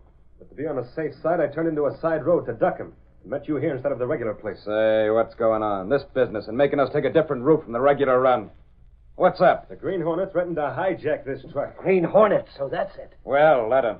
Won't that help ruin Brinkley's business? Not as well as my way, Smith. I'm a chemist. I'm going to shoot the meat in this truck full of germs. When a Board of Health inspects a shipment tomorrow, Brinkley will really be finished. Guess you're right. That's why I called the state police. What? State police? Who wants them around? I told them you were calling, Hendricks. I said you wanted protection from the Green Hornet. You understand? Oh, I get it. That's in case this Green Hornet should show up later, huh? Exactly. Now let's get busy. Just a second, Carson. Me and Smitty got a paper for you to sign first. A paper? Yeah. Hold it under the panel light, Hendricks, so he can see. Read it, Carson. It says what we're doing this job for, all about it. But I don't understand. We want it signed, see you? We don't open this truck. That thing's practically a confession. I won't sign. Don't worry. We'll tear it up when we get paid. If we get paid enough. You'll get paid. We're making sure, that's all. Come on. We wouldn't be saps enough to show this to anybody if that's what's bothering you, Carson. Proves we're in as deep as you. That's true. Here's a pen. Got it all ready. There. Now, let's not delay any longer. So the state troopers are going to make sure our plan works. Ain't that a laugh? Now, come on, you two. Open up the back of this truck so I can get inside and do a job on that meat. Okay. This is some truck, ain't it? Plenty cold inside of it, too. Special refrigeration and all. Here's the door, Carson. Around and back. Open it. Yeah, that's what I... Hey, Hendricks. I thought you locked it up. I'll be sure I locked it. It ain't locked now. Never mind that. Get busy. Open those doors. Okay. They're pretty heavy. Feel that blast of cold air, Carson? Sure is chilly inside there. That's exactly where you're going. What the devil? Who's that? He's wearing a mask. Don't move, any of you. The Green Hornet. No. So Carson was right. You did trail him. But I took a side road. I lost you. I followed you. My lights were out. Can you beat that? So you're the guy who opened this lock. A bent hairpin. You've been inside the truck. Climb up here. Now, let's be sensible about this. Hold. Listen, Hornet. Climb, or would you like me to pull the trigger? No. No. Don't shoot, Hornet. Don't. Suppose there's nothing in that gun but gas. I've heard about the Hornet. And you know I mean what I say. Sure, it's okay by us. Shut up, Hendricks. You can't bluff me, Hornet. What if you do pull that trigger? Where will that get you? I've no time for talk, Carson. In. No, you can't make me. Take him. Gas. I can't breathe. Now, you two, pick him up. I didn't see you shoot. Who done it if you didn't? I have a man right behind you. Get Carson in here, fast. Okay. Only don't do nothing to us. He's heavy. Over the tailboard, lift him. Yeah. I'm coming out. Now, don't try anything. Remember, there's a man behind you. We ain't. All right, in with Carson. Now, hold on, Hornet. We ain't done a thing. We were just working for Carson. We'll tell you anything you want to know. I don't need information. Inside, you rats. In. Okay. We're going. And you'll stay there. What is it, Jeff? You can't close the door. You want to freeze us to death? Get back, both of you. There. You have to hurry, Kato. Yes, sir. Brinkley's had time enough to fix the tires on his car. He'll be out looking for us by now. Yes, Mr. The Britt. state troopers may be out looking as well. You want to make sure they discover these rats right where they are without getting us. I understand. You got the sedan going. I'll drive this truck. Keep trailing me. We'll keep moving along this road till we meet up with Brinkley. Get going.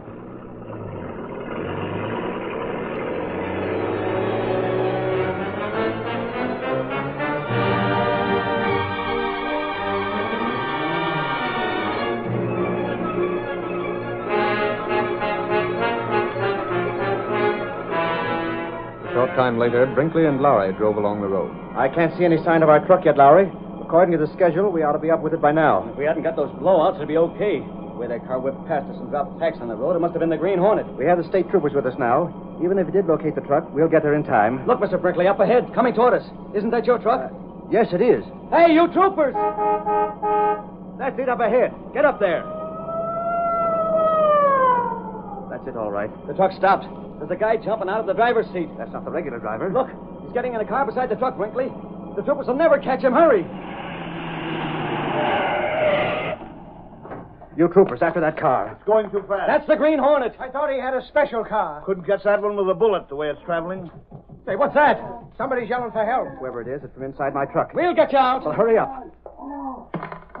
It's locked. Stand back. I'll shoot the lock off. There. Now swing these doors back.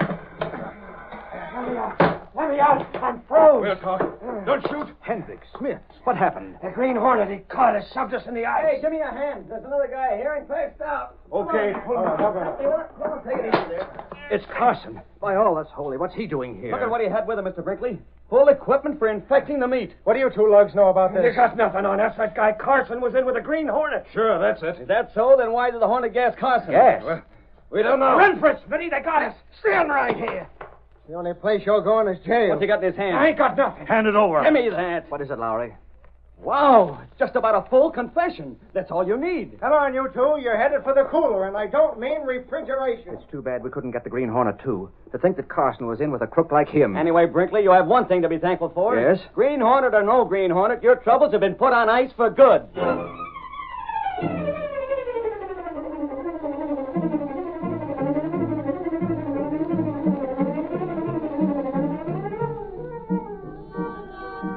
Sentinel XP Pepper!